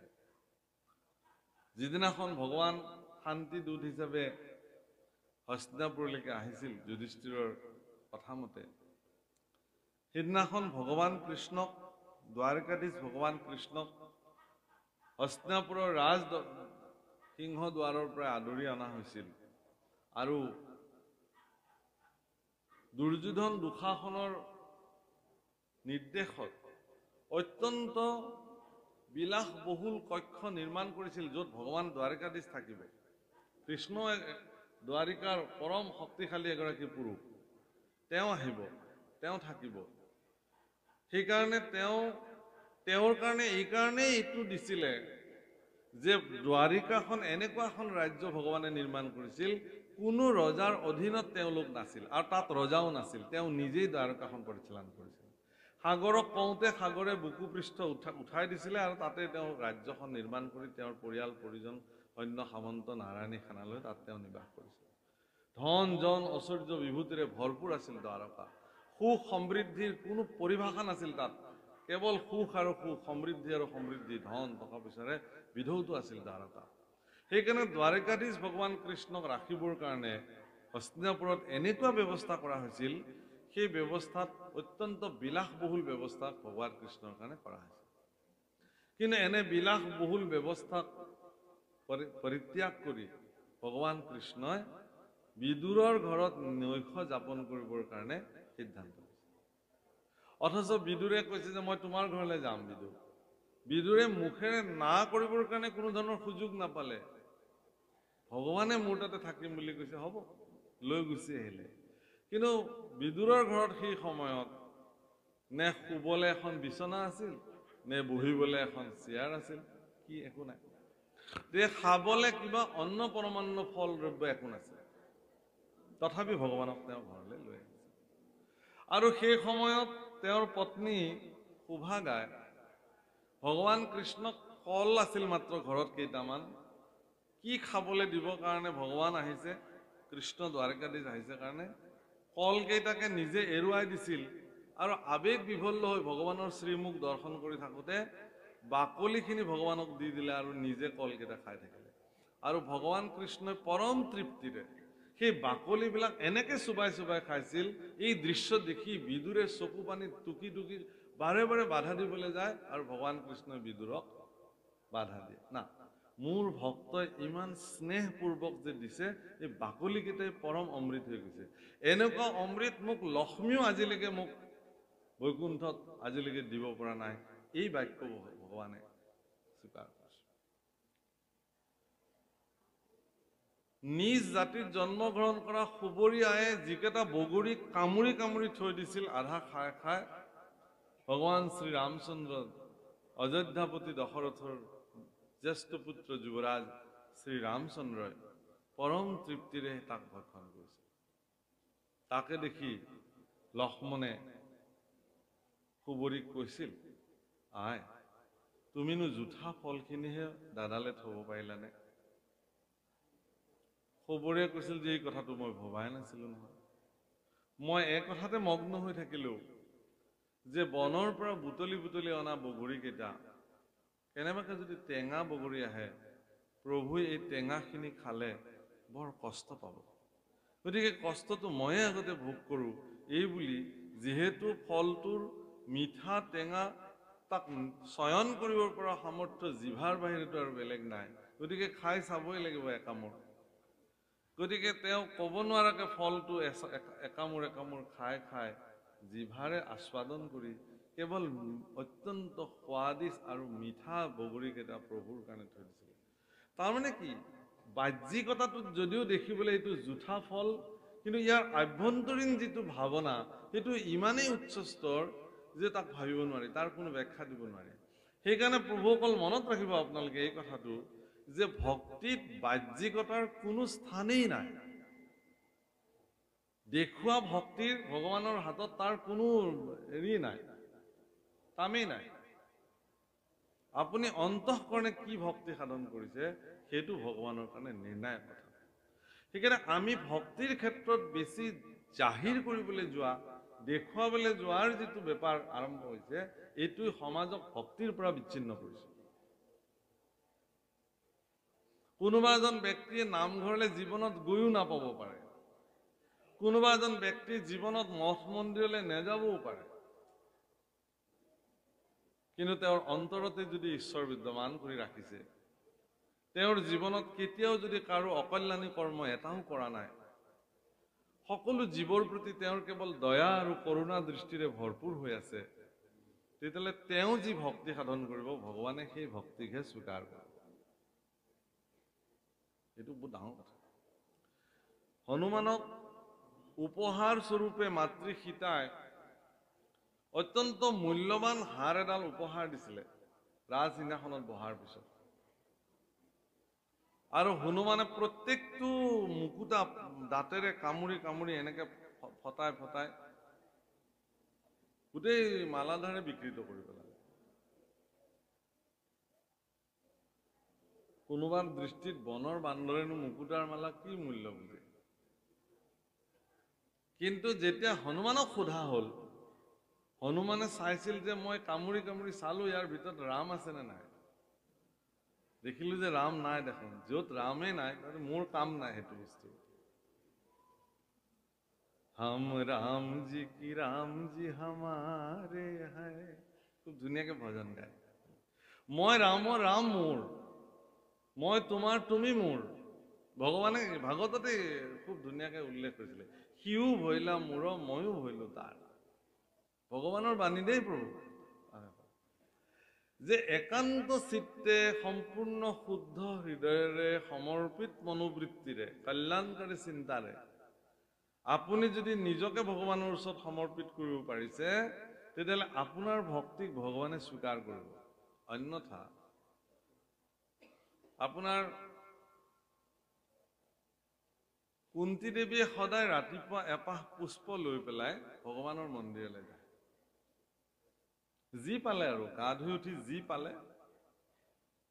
এদিন দেখিলে যে এপাহ সুগন্ধিযুক্ত পদুম ফুল হাতত লৈ কুন্তি দেৱী মন্দিৰলৈ আহিছে। গান্ধাৰী বোলে তুমি কলে যোৱা? বোলে মই কৃষ্ণ মন্দিৰলৈ যাওঁ, ভগৱানৰ মন্দিৰলৈ যাওঁ। গান্ধাৰীয়ে পুত্ৰ দুৰ্যোধনক কলে, বোলে দুৰ্যোধন, কাইলৈ প্ৰাতঃতে মই যেতিয়া মন্দিৰলৈ যাম, তুমি মোক সোণৰ ফুল অলপ আনি দিবা, মই ভগৱানক সোণৰ ফুলেৰে পূজা কৰিম কালি।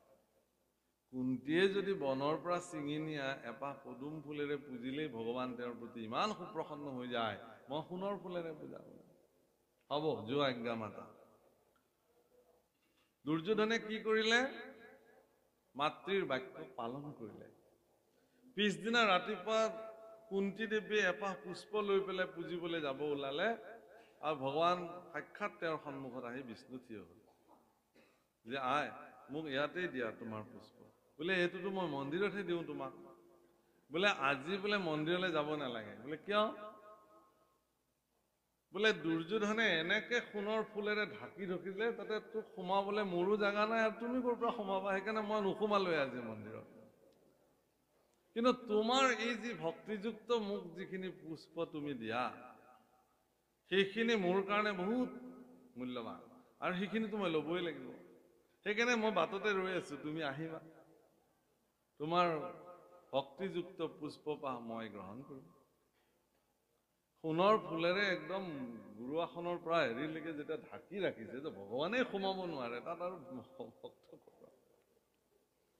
তাৰমানে ইয়াৰ অৰ্থটো এইটোৱেই যে আপুনি কি দ্ৰব্যৰে ভগৱানক সন্তুষ্টি কৰিব, সেই দ্ৰব্যসমূহৰ লগত আপোনাৰ যদি মানসিকতাৰ যদি কিবা সম্পৰ্ক আছে, ভক্তি শ্ৰদ্ধা।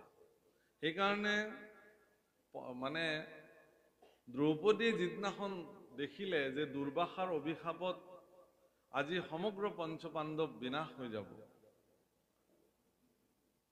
অদুশেষত তেওঁ ভগৱানক স্তুতি কৰিলে, হে প্ৰভু আজি তোমাৰ বেটিৰেকে, কাৰণ মোৰ অক্ষয় পাত্ৰ আজি মই খাই ধুই থৈ দিছো, যেতিয়ালৈকে দ্ৰৌপদীয়ে অক্ষয় পাত্ৰ নোধুৱে নপখালে তেতিয়ালৈকে সেই অক্ষয় পাত্ৰৰ পৰা যিমানে ইচ্ছা সিমানেকে তেওঁ দিব পাৰে। কিন্তু আজি এনেকুৱাহে ঘটনা ঘটিলে যে সেই অক্ষয় পাত্ৰ আজি তেওঁ ধুই পখালি ৰাখিলে। আৰু দুৰ্যোধন আৰু দুঃশাসনে দুৰ্বাসাক এনেকুৱা এটা সময়ত পঞ্চপাণ্ডৱৰ ওচৰলৈকে প্ৰেৰণ কৰিলে যে আমাৰ ভাইকেইজন বনবাসত আছে, তুমি খবৰলৈ আহা।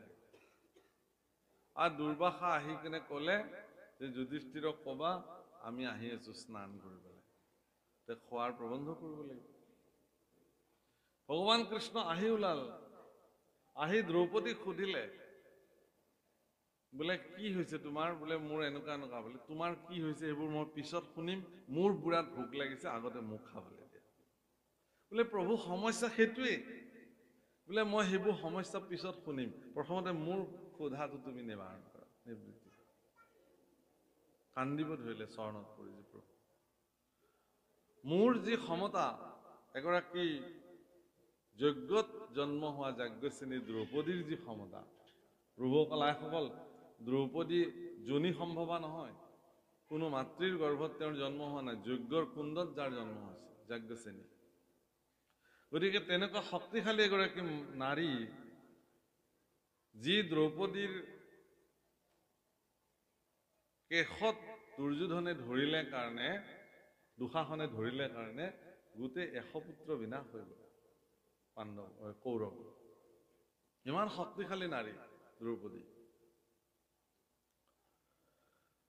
মানে শালংকৃতা বৰনাৰী বিলাকে সদায় কেশ বান্ধি ৰাখে, মানে সংযমতাৰে। এবাৰ লক্ষ্মী আহে, কি দেৱী ৰুক্মিণী আৰু ভগৱান কৃষ্ণ এনে কথা পাতি আছিল। সেই সময়ত ৰুক্মিণী আয়ে চুলি ধুই পেলাই ঘৰৰ ভিতৰতে চুলিৰ প্ৰসাধন কৰি আছিলে। আৰু ভগৱান অন্তঃপুৰত গৈ খুব চলে পৰিহাসে ৰুক্মিণীক এনেকুৱা কিছুমান কথা ক'লে, সেই কথাত ৰুক্মিণী মুধাচুত হৈ গ'ল, বেহুচ হৈ গ'ল শুনি শুনি। যেতিয়া বেহুচ হৈ পৰি গ'ল, তেতিয়া ভগৱান কৃষ্ণই তেওঁক পৰি নোযোৱাকে ধৰিলে। কিন্তু সেই সময়ত ৰুক্মিণীৰ চুলি খোলা আছিলে, আৰু এগৰাকী মহিয়সী নাৰীৰ চুলি, খোল খাই যোৱা চুলি মাটিত পৰিব কাৰণে, মাটিত পৰিলেই অনৰ্থক হ'ব, মাটিত পৰিব নোৱাৰে। সেইকাৰণে ভগৱানে তৎক্ষণাৎ চতুৰ্ভুজী ৰূপ ধাৰণ কৰি দুখন হাতেৰে ৰুক্মিণীক ধৰিছিল আৰু দুখন হাতেৰে কেশ বান্ধি সংযত কৰি ৰাখিছে। প্ৰভু অকল মনত ৰাখে। আজিকালি ফেশ্বন হৈছে চুলি মেলি ফুৰা, সেইটো বেলেগ কথা বাৰু, কিন্তু শালংকৃতা বৰনাৰীসকলে কেশ বন্ধন কৰি ৰাখে। দ্ৰৌপদীয়ে কৈছিল সেইকাৰণে যে মোৰ এই সংযমী কেশ, হে দুঃশাসন, তুমি ইয়াতে ধৰি পেলাই মোক খুলি পেলালা, ৰাজ দৰবাৰলৈকে খোলা কেশেৰে মোক তুমি লৈ আহিলা, ময়ো এই কেশ সিদিনাখনহে বান্ধিম, তোমাৰ ৰক্তেৰে মই যিদিনাখনলৈকে এই কেশ নোধোঁ। আৰু সেইটোৱেই ধ্বংস সিদিনাখনৰ পৰাই আৰম্ভ হ'ব, কুৰুক্ষেত্ৰ বিনাশ। সেইকাৰণে সেই প্ৰভুসকল যে ঈশ্বৰ পুৰুষেও সেইকাৰণে এনেকুৱা সামৰ্থ্যশালী পুৰুষসকলৰ, বিধৰ্মী পুৰুষসকলৰ সেৱা ঈশ্বৰ পুৰুষে কেতিয়াও গ্ৰহণ নকৰে। দুৰ্যোধন দুঃশাসনৰ সেৱা ভগৱানৰ ল'বলগীয়া নাই, কিন্তু পৰম পবিত্ৰ মনৰ বিদুৰৰ সেৱা ভগৱানে গ্ৰহণ কৰিছে। তেওঁৰ পত্নী শোভাগাই দিয়া তেওঁৰ বাকলিকেইটাই ভগৱানৰ কাৰণে পৰম অমৃত আছে। গতিকে ভক্তিত বাহ্যিকতাৰ কোনো কাৰণতে স্থান নাই।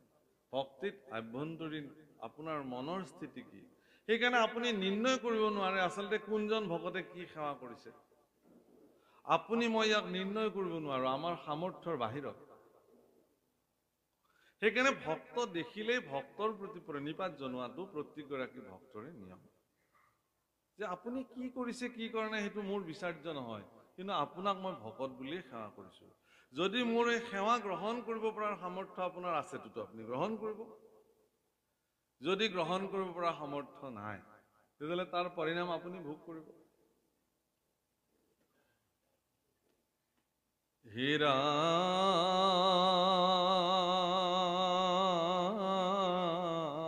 ৰাম,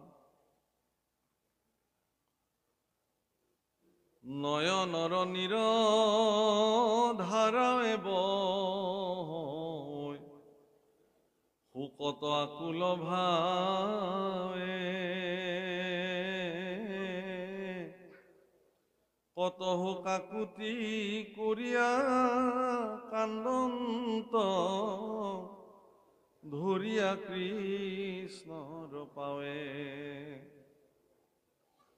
আৰ ইহেন অৰুণ চৰণ দুখানি তেজি জীৱ পুনঃতে, মাধৱ বান্ধৱ নৱধা সমূলি নিয়োগ মোক লগতে। একেটাই মাত্ৰ প্ৰাৰ্থনা যে মোক তুমি লগত লৈ যোৱা, মোক তুমি লগত লৈ যোৱা। ৰাম এহি বুলি পাৱে পুৰিয়া কান্দন্ত, ঐ অনেক কাৰুণ্য ভাৱে,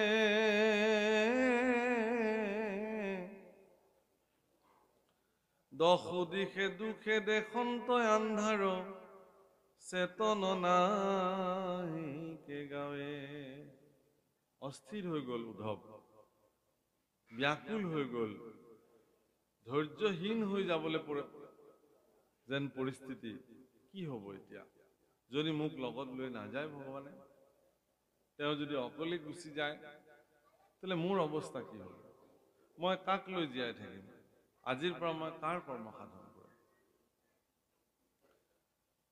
হে ৰাম ভকতৰ দুখ দেখি ভগৱন্ত,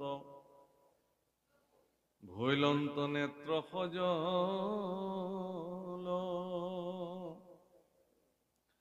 অসন্তোষে কিছু চপৰাইলা মাথ, সংকোচ মুখ কমল, শুনা নৰলোক মহন্তৰ শোক, দেখা দুখ কেনমতে,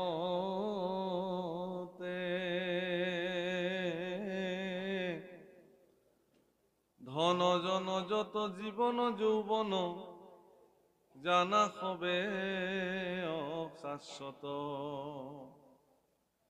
উপদেশ অকমান আহিছে আৰু উপদেশত খুব গুৰুত্বপূৰ্ণ কথা কৈছে যে হে মহন্তসকলৰ দুখ ক'ত আপোনালোকে চাওক। ধন জন জীৱন যৌৱন এইবিলাক অশাশ্বত, এইবিলাক মিছা। অশাশ্বত শব্দৰ অৰ্থটো হ'ল কি? মিছা। ধন আজি আছে কাইলৈ নাই, যৌৱন আজি আছে কাইলৈ নাই, জীৱনটো জলৰ ৰেখা, আজি আছে কাইলৈ নাই। এইবিলাক অশাশ্বত বস্তু। কিন্তু আচৰিত কথা যে আমি এইবিলাকক অশাশ্বত বুলি জানিও, মিছা বুলি জানিও, অনিত্য বুলি জানিও আমি কিন্তু এইবিলাকৰ পৰা মোহাচ্ছন্ন হ'বলৈ পৰা নাই। ইয়াক সেইকাৰণে কৈছে ৰাম পুত্ৰ পৰিবাৰ সকলে অসাৰ, তাতে কনাতে কমায়া, খনেক থাকিয়া খনেকে অন্তৰৈ সাম্যকে মেঘৰ ছায়া। এইবিলাকৰ প্ৰতি এইবিলাক মেঘৰ ছায়া বুলি কৈছে। কোনবিলাক? ধন জন পুত্ৰ পৰিবাৰ অশাশ্বত। বাপসকল, মই এটা বিশেষ কথাৰ পৰা আৰম্ভ কৰিছো অলপ আগে, গোস্বামী তুলসীদাসৰ কথা। গোস্বামী তুলসীদাসে ৰত্নাৱলী বুলি এগৰাকী তেওঁৰ ছোৱালীক পত্নী হিচাপে গ্ৰহণ কৰিছে। ৰত্নাৱলী দেখিবলৈ ইমানেই ধুনীয়া আছিল, সৌন্দৰ্যশালী, সেইকাৰণে তেওঁক নোচোৱাকে তুলসীদাস থাকিব নোৱাৰে। তুলসী গোস্বামী আছিল তেতিয়া। তেওঁ যজমানী ব্ৰাহ্মণ পণ্ডিত এগৰাকী আছিল। গতিকে তেওঁ কৰবালৈ পূজা পাতল কৰিব গ'লেও বেছি সময় নাথাকে আৰু পূজা শেষ হোৱাৰ লগে লগে তুৰন্তে ঘৰলৈ আহে আৰু পত্নীৰ শ্ৰীমুখ দৰ্শন কৰি থাকে। বাছ ইমানে কাম। পত্নীক নোচোৱাকে তেওঁ থাকিব নোৱাৰে। এদিন তেওঁ কৰবাৰ পৰা আহি দেখিলে যে ঘৰটো বন্ধ কৰা আছে। ঘৰ খুলি গৈ পত্নীক ইফালে মাতিলে, ৰত্নাৱলী ৰত্নাৱলী, নাই, নেদেখে। ওচৰৰ মানুহ সুধিলে যে আমাৰ ৰত্নাৱলী ক'ত গ'ল? বোলে মাকৰ ঘৰলৈ গ'ল। দেউতাকে তেওঁক নিবলৈ আহিছিলে, লৈ গুচি গ'ল আৰু আমাক কৈ গৈছে যে তেওঁ আহিব সোনকালে, কিবা এটা বিশেষ কামত গৈছে। বাছ এইখিনি কথা শুনিবলৈহে পালে তুলসী গোস্বামীয়ে জোৰে বস্তুটোতে থৈ চিধা একদম শহুৰেকৰ ঘৰলৈ বুলি বাট পোনালে।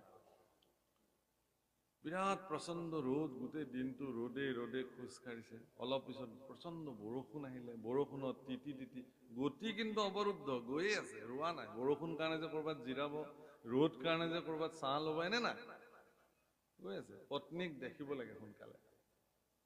গৈ গৈ এটা প্ৰচণ্ড নদী দেখিছে, বাৰিষা, ভৰ বাৰিষা। সেই নদী সাঁতুৰি পাৰ হৈ দিছে, কবই নোৱাৰে। আৰু এনেকে গৈ গৈ পুৱতি নিশা গৈ পত্নীৰ ঘৰ পাইছে। শহুৰেকৰ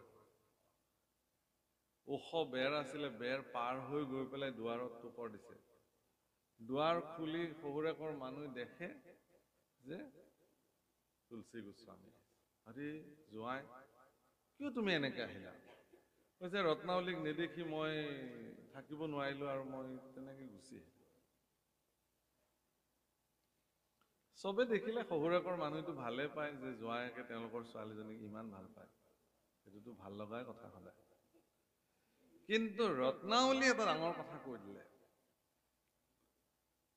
যে এনেকুৱা অনুৰাগ, এনেকুৱা প্ৰেম আপোনাৰ যদি ৰামৰ প্ৰতি হ'লহেঁতেন, এনেকুৱা দুৰ্বাৰ গতিৰে যদি আপুনি প্ৰভু প্ৰাপ্তিৰ কাৰণে যদি জীৱনত কৰ্ম কৰিলেহেঁতেন, তেতিয়াহ'লে আপুনিতো প্ৰভুক পায়ে গ'লহেঁতেন সাক্ষাৎ, সেইবুলি ক'লে। আৰু এই কথা শুনাৰ পিছত তুলসী গোস্বামী দৃঢ় মন হৈ গ'ল। তুমি সঁচা কথা ক'লা হে ৰত্নাৱলী। মই যদি তোমাৰ কাৰণে ইমান অনুৰাগী নহয় বোলে ঈশ্বৰৰ প্ৰতি অনুৰাগী হলোহেঁতেন, ঈশ্বৰক পাবৰ কাৰণে যদি ৰ'দ বৰষুণ কাটি কৰি যদি তেওঁক পাবৰ কাৰণে কৰ্ম কৰিলোহেঁতেন, মই আজিয়ে এই মুহূৰ্ততে সংকল্প ললো। ব্ৰাহ্মণ আছিলে, হাতত জল ল'লে, এনেকে সংকল্প লৈ পানী এৰি দিলে যে এই মুহূৰ্তত মই সকলো পৰিত্যাগ কৰিলো আৰু প্ৰভু প্ৰাপ্তিৰ সাধনাত আজিৰ পৰাই খোজ ললো। এই বুলি পিছুৱাই, দুখোজ পিছুৱাই আহি অৰণ্যলৈ গতি কৰিলে।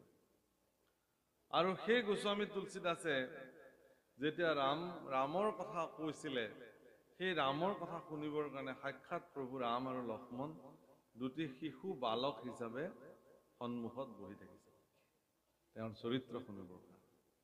হনুমান সাক্ষাৎ মূৰ্তিমান হৈ ছদ্মবেশেৰে তাত ৰামৰ কথা শুনিবৰ কাৰণে বিদ্যমান হৈ থাকিছিল। আৰু ৰাম আৰু লক্ষ্মণ শিশু অৱস্থাত আহি পেলাই তেওঁৰ কথা শুনি থাকে। আৰু সদু শেষত গোস্বামী তুলসীদাসৰ হাতেৰে এটি চন্দনৰ তিলক ল'বৰ কাৰণে তেওঁলোক ৰৈ থাকিছে। এদিন খুব কান্দিছে, তেওঁ কান্দিছে।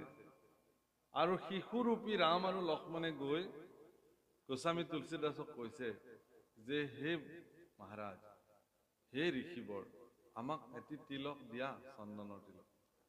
হ'ব আৰু তোমালোকে কাৰোবাৰ পৰা লোৱা আৰু মোক আৰু আমনি নকৰিবা, এইবুলি আকৌ কাণ দিছে। কৈছে তোমাৰ ইমান দুখ কিহৰ কাৰণে? কৈছে যে মই ইমান সাধনা কৰিছো, মই প্ৰভুক দেখা নাই, মই কেতিয়া দেখিম প্ৰভু? এই দুখতে। তেতিয়া শিশু দুটাই তেওঁক সুধিছে যে তোমাৰ প্ৰভু ইমান কঠোৰ নে? তোমাৰ ভগৱান ইমান কঠোৰ নে? তুমি ইমান সাধনা কৰাৰ পিছতো তোমাক দেখা নিদিয়ে? কৈছে নাই নাই নাই, এইটো কথা নকবা। মোৰ প্ৰভু দয়াৰ সাগৰ, মোৰ প্ৰভু কৃপা সিন্ধু। মই হয়তো সাধনা কৰিব জনা নাই, সেইকাৰণে তেওঁ প্ৰভুৰ গাত দুখ নাই। তেনেকে নকবা, মোৰ প্ৰভু কৰোণা সিন্ধু।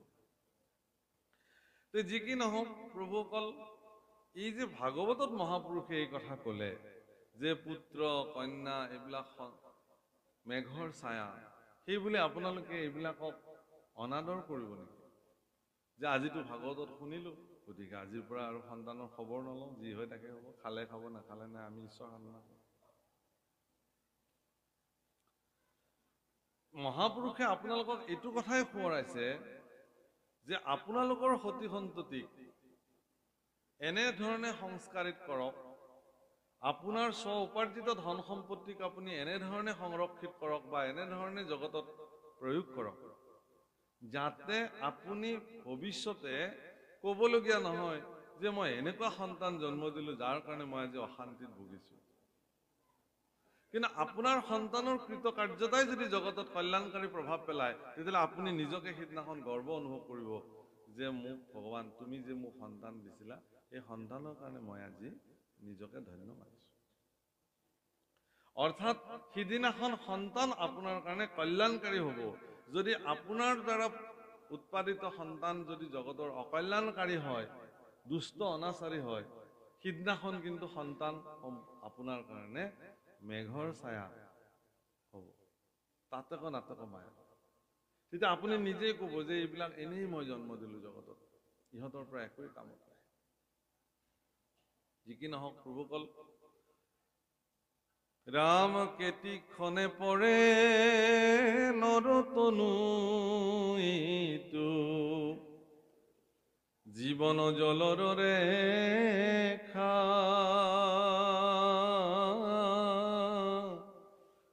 সততে চিন্তিও কৃষ্ণৰ চৰণ, মৰণয়ে ভূ নেদেখা। ভগৱানৰ চৰণ চিন্তা কৰিবলৈ কৈছে। কেতিক্ষণে পৰে নৰতনু, কোনো ক'ব নোৱাৰে। বিষয়ৰ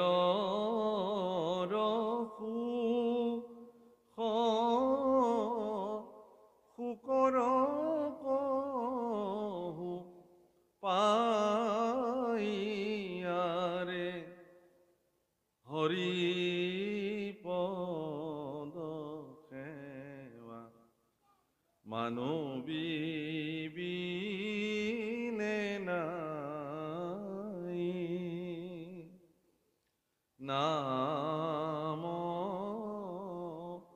পৰম ধন, চিন্তহু মন ভাইয়াৰে,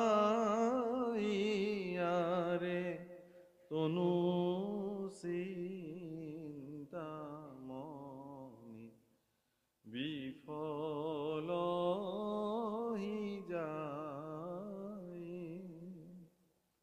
এইটো তনু চিন্তামণি প্ৰভুকল। এই শৰীৰটো, মনুষ্য শৰীৰটো বৰ সাধাৰণ নহয়। ভগৱানে নিজৰ স্বৰূপ দৰ্শন কৰিবলৈ হেনো মানুহক জন্ম দিছে, মানুহ নামৰ শৰীৰটো নিৰ্মাণ কৰিছে। তেওঁ নিজক চাবৰ কাৰণে যে মই এনেকুৱা, নিজৰ স্বৰূপ দৰ্শন কৰিবৰ কাৰণে মানুহৰ সৃষ্টি। গতিকে মানুহৰ দ্বাৰা কৃতকৰ্ম ঐশ্বৰিক হ'ব লাগে।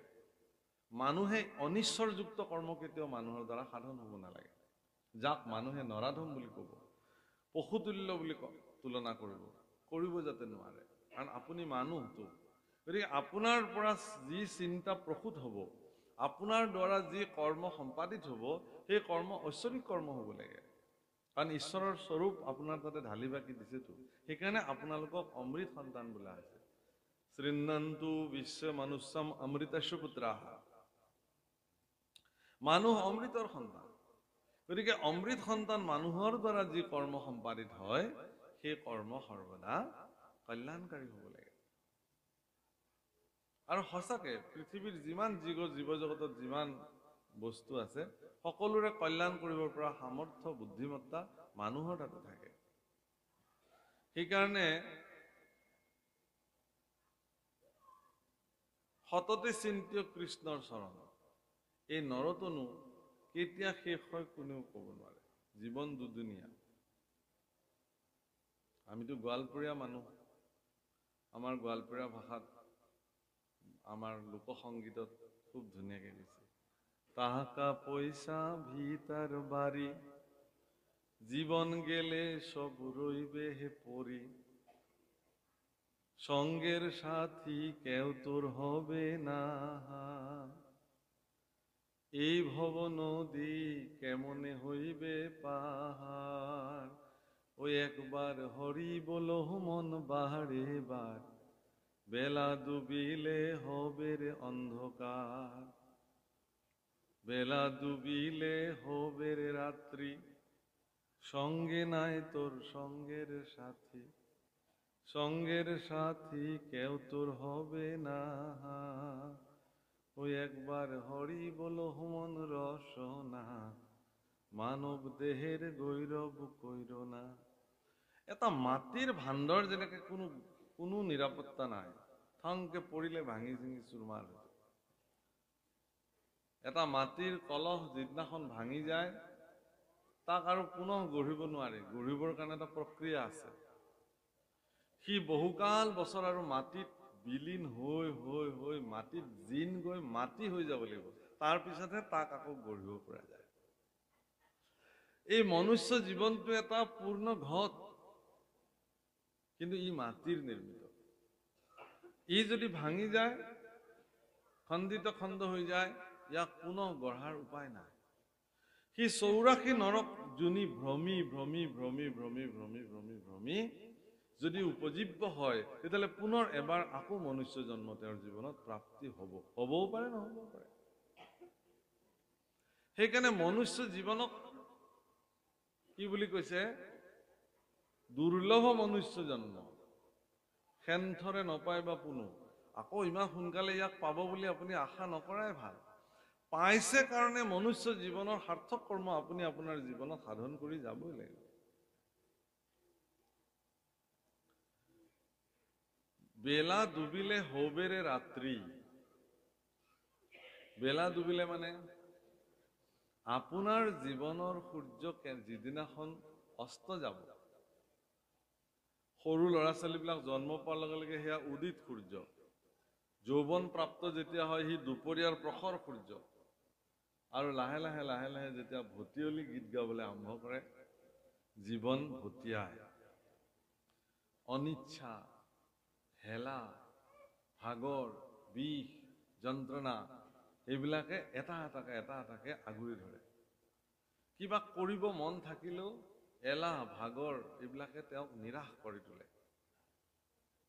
ঈশ্বৰ সাধনা কৰিবৰ কাৰণেও তেওঁ কি ক'ব যে মই গ'লোহেঁতেন যাওক, নেযাওঁ আৰু বেছি সময় বহি থাকিব নোৱাৰো নহয় তলত, গতিকে আৰু ইয়াৰ পৰাই সেৱা জনাইছো। কিন্তু যিখিনি সময়ত তেওঁ বহু সময় একেলগে বহি থাকিব পাৰিছিল, সেই সময়ত কিন্তু তেওঁ শুনিবলৈ নাহিলে। যিটো সময়ত তেওঁ ঘণ্টা ঘণ্টা জুৰি মাটিত বহি ঈশ্বৰৰ সাধন কৰিব পাৰিছিলে, সিদিনাখন কিন্তু তেওঁৰ মন মানসিকতাত কোনেও জাগ্ৰত কৰি নিদিলে যে তোমাৰ শক্তি সামৰ্থ্য থাকোতেই তুমি এই কৰ্ম কৰি লোৱা। সকলোৰে ধাৰণা এটাই হ'ল যে ধৰ্ম কাৰ্য বৃদ্ধ কালত কৰিব লাগে, গতিকে বৃদ্ধ কালত আমি কৰিম। কিন্তু ঈশ্বৰ পুৰুষে ইয়াৰ হিচাপো দি থৈছে, মহাপুৰুষে ইয়াৰ হিচাপ দিছে ধুনীয়াকে। প্ৰহ্লাদ চৰিত্ৰ, ঔ মনুষ্যৰ আয়ু শত বৰিষ সংখ্যাত, অৰ্ধেক বিফলে যাই জানিবা নিদ্ৰাত। 100%ৰ 50%, 50% টোপনিতেই যায়।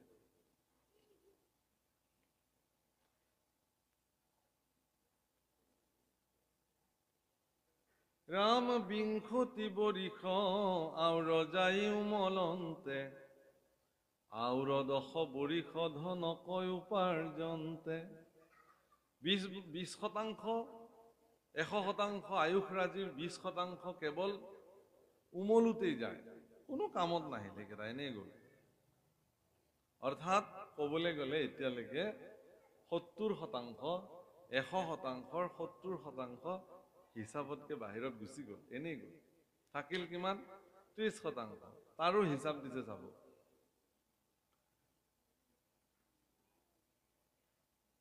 ও 80% গ'ল, আকৌ 20% আছে। বৃদ্ধ কাল যাই শেষ বৰিষ বিংশতি একো কাৰ্য সাধিবাক নথাকে শকতি।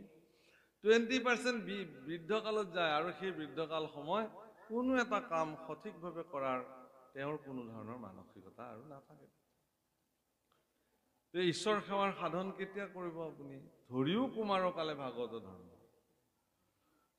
অলপতে দেখিলো যে কোনোবা এজনে ছ'চিয়েল মিডিয়াত এটা কথা কৈছে, এই শিশুবিলাকে আজিকালি ভাগৱত পাঠ কৰিবলৈ লৈছে, সিহঁতে বেপাৰ কৰিবলৈ লৈছে। ভাগৱত পাঠ কৰাবিলাকে বেপাৰ কৰিবলৈ আৰম্ভ কৰিছে। এতিয়া শিশু এটাই বাৰু ভুলে শুদ্ধ ভাগৱত ক'বলৈ আৰম্ভ কৰিছে, ঈশ্বৰ সাধনা কৰিবলৈ আৰম্ভ কৰিছে, আমিবিলাকে প্ৰেৰণা দিব লাগে। ডেকা ল'ৰা এটাই যেতিয়া নামঘৰলৈ ধুতি সাজ পিন্ধি কৃষ্টি ৰক্ষা কৰিবৰ কাৰণে, ধৰ্ম সাধন কৰিবৰ কাৰণে নামঘৰলৈ আহে, আমি তেওঁক প্ৰেৰণা দিয়াটো উচিত। তেওঁ যদি ভুল কৰে, বয়োজ্যেষ্ঠসকলে সেই ভুলখিনিক খুব মৰমেৰে শুধৰাই দি তেওঁ যাতে সেই কাৰ্যত প্ৰৱৰ্তি থাকে তাৰ কাৰণে প্ৰেৰণা দিয়া উচিত। আমি যদি নিৰাশ কৰি পেলাওঁ, এতিয়া সি যদি, কাৰণ তাহাঁতৰ মনবিলাক হ'ল কি, শিশু অৱস্থাত, কৈশোৰ অৱস্থাত, যৌৱন অৱস্থাত মানুহৰ মনবিলাক এনেকুৱা ক্ষিপ্ৰ গতিত চলি থাকে, কিবা এটা কৰিব লাগে। যদি এইটো কৰিব নোৱাৰে সেইটো কৰিব, তেতিয়া গৈ কোনোবা দুষ্টৰ সংগ ল'ব, মদ ভাং খাব, কিবা খাব, তেতিয়াওতো আপুনি ক'ব। এতিয়া কৰিব কি? সেইকাৰণে এনেধৰণৰ নিৰাশাজনক কথা সমাজত কেতিয়াও পৰিব্যাপ্ত কৰিব নালাগে। আপোনাৰ সন্তানে যদি ঈশ্বৰ কৰ্মত, পঢ়া শুনা, তাৰ যিখিনি দৈনন্দিন কৰ্ম, সেইখিনি কৰি যোৱাৰ সমসাময়িকভাৱে যদি তেওঁ ঈশ্বৰ সেৱা কৰিছে, ভক্তি, তাৰ ফলত তেওঁৰ লাভ কি হ'ব? প্ৰশ্ন এইটো যে ঠিক আছে বাৰু, তেওঁ ধৰ্ম কৰিলে, আধ্যাত্মিক জ্ঞান তেওঁৰ প্ৰাপ্তি হ'ল, তাৰ কাৰণে লাভ কি হ'ব? লাভ এইটোৱেই হ'ব যে আপুনি পিতৃ হিচাপে আপোনাৰ সন্তানৰ পৰা আপুনি উচিত সেৱা গ্ৰহণ কৰিব পাৰিব, প্ৰাপ্তি কৰিব পাৰিব। কাৰণ এগৰাকী আধ্যাত্মিক গুণসম্পন্ন সন্তানে গুৰুৰ প্ৰতি কেনেকৈ শ্ৰদ্ধা জনাব লাগে, পিতৃ মাতৃৰ প্ৰতি কেনেকুৱা সেৱা আগবঢ়াব লাগে, সজ্জনৰ প্ৰতি কেনেধৰণৰ নৈতিক স্থিতি ৰাখিব লাগে, বয়োবৃদ্ধ লোকসকলৰ প্ৰতি সৎকাৰী মনোবৃত্তি কেনেকৈ আনিব লাগে, এই কথা আধ্যাত্মিক গুণসম্পন্ন ব্যক্তি এগৰাকীয়ে জানে, সন্তান এটাই জানে। যিখিনি কথা কোনো বিশ্ববিদ্যালয়ত শিকোৱা নাযায়, কোনো বিশ্ববিদ্যালয়ত, আমাৰ উজনি অসমৰে ঘটনা, ষ্টুডেণ্টছে নিজৰ শিক্ষকক মাৰি পেলালে। এনেকুৱা মানসিকতা কেনেকৈ সৃষ্টি হয়? শিক্ষাগুৰু। এনেকুৱা ভয়ংকৰ পৰিস্থিতি আমি দেখিম বুলি সপোনতো ভবা নাছিলো। নিজৰ সন্তানে মাতৃক মাৰি পেলালে, এনেকুৱা ভয়ংকৰ পৰিঘটনা। এইবোৰ কিহৰ কাৰণে হৈছে? এইবোৰ যান্ত্ৰিক মানসিকতাৰ কাৰণে। যান্ত্ৰিক মানসিকতাৰ পৰিণাম কি জানে? যান্ত্ৰিক মানসিকতাৰ শ্ৰেষ্ঠ পৰিণাম হ'ল আত্মহত্যা কৰে। যিখন সমাজত আত্মহত্যাৰ পৰিমাণ বাঢ়ে, জানিব যে তাত যান্ত্ৰিক জ্ঞানৰ সংখ্যা বাঢ়িছে, আধ্যাত্মিক জ্ঞানৰ সংখ্যা কমিছে। বিবাহ বিচ্ছেদৰ দৰে ভয়ংকৰ পৰিঘটনা সমাজত যেতিয়া বৃদ্ধি পাবলৈ ধৰে, বিচ্ছেদৰ ঘটনা, পিতৃৰ পৰা পুত্ৰ বিচ্ছেদ হৈ গৈছে, পত্নীৰ পৰা পতি বিচ্ছেদিত হৈ গৈছে, বন্ধুৰ পৰা বন্ধু বিচ্ছেদিত হ'বলৈ আৰম্ভ কৰিছে, গুৰুৰ পৰা শিষ্য বিচ্ছেদিত হ'বলৈ আৰম্ভ কৰিছে, এনে বিচ্ছেদিত পৰিঘটনা যদি সমাজত হ'বলৈ আৰম্ভ কৰিছে, জানিব যে তাত ঋণাত্মকতাৰ প্ৰভাৱ বাঢ়িছে, ধনাত্মকতাৰ প্ৰভাৱ কমি আহিছে। আধ্যাত্মিক জগতে একমাত্ৰ জগত যিখন জগতে আপোনাৰ মানস পথত সকলো পৰিণামক ধনাত্মক দৃষ্টিভংগীৰে দিয়ায়। আপোনাৰ জীৱনত যদি সকলো শেষ হৈ যায়, বিনাশ হৈ যায়, তাৰপিছতো আধ্যাত্মিক জগতে ক'ব যে এতিয়াও একো শেষ হোৱা নাই, তাক পুনঃ গঢ়িব পৰাকৈ আপোনাৰ হাতত শক্তি সামৰ্থ্য বিদ্যমান আছে। কিন্তু নিৰাশাবাদীসকলে কি ক'ব যে আপোনাৰ আৰু কি থাকিল, আপুনিতো শেষেই হৈ গ'ল মানুহজন। দাও দাওকে জ্বলি থকা জুইত নিজৰ ঘৰ দুৱাৰ সম্পত্তি লেলিহান জুইত যেতিয়া দহি থাকে, কোনেও তাক পানী ঢালি ফায়াৰ ব্ৰিগেড আহি একো কৰিব পৰা নাই। নিজৰ স্ব উপাৰ্জিত সম্পত্তি ঘৰ সকলো জ্বলি গৈ আছে অগ্নিত। তেনেকুৱা অৱস্থাত যদি ব্যক্তি এগৰাকীক আপুনি গৈ কাষত দৃঢ়তাৰে ক'ব পাৰে যে আপুনি একো ইমান দুখ কৰিব নালাগে, একো হোৱা নাই, আপুনিতো ভালে আছে, আপোনাৰ সতি সন্ততিখিনিতো নিৰাপদে আছে, গতিকে এনেকুৱা 10টা বিল্ডিং আপুনি বনাই ল'ব পাৰিব, আপুনি নিৰাশ নহ'ব, আমি আছো নহয় আপোনাৰ লগত। এই বুলি ক'লে মানুহজনে কিন্তু লগে লগে কি হৈ যাব, স্থিৰ হৈ যাব। আৰু এইটো আধ্যাত্মিক গুণসম্পন্ন ব্যক্তিহে এনেকুৱা প্ৰেৰণা দিব পাৰে। কিন্তু নিৰাশাবাদী মানুহ কি বুলি ক'ব, ঋণাত্মক চিন্তাৰ মানুহে, যে তাকে চিন্তা কৰিছো, এতিয়া আপুনি কি লৈ জীয়াই থাকিব, চবতো শেষেই হৈ গ'ল। কাইলৈ পৰাতো আপোনাৰ সতি সন্ততি পথৰ ভিখাৰী হ'ব, কাঙাল হ'বলৈ গৈ আছে, আপোনাৰ জীয়াই থাকি কি হ'ব এতিয়া।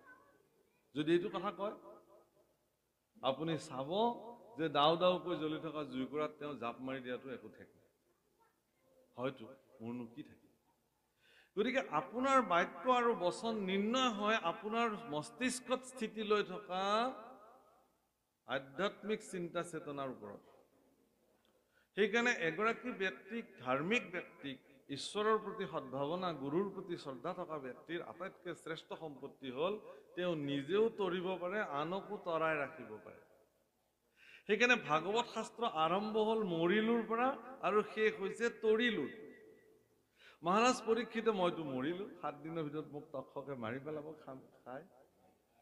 যেতিয়া পৰম ধনাত্মক চিন্তাৰ নিৰ্গুণবাদী পুৰুষ সুখদেৱ তেওঁৰ সন্মুখত বিদ্যমান হ'ল, সুখদেৱে ক'লে একো হোৱা নাই তোমাৰ, কি হৈছে, তুমিতো তৰিলা, তৰণৰ উপায় হ'ল তোমাৰ কাৰণে।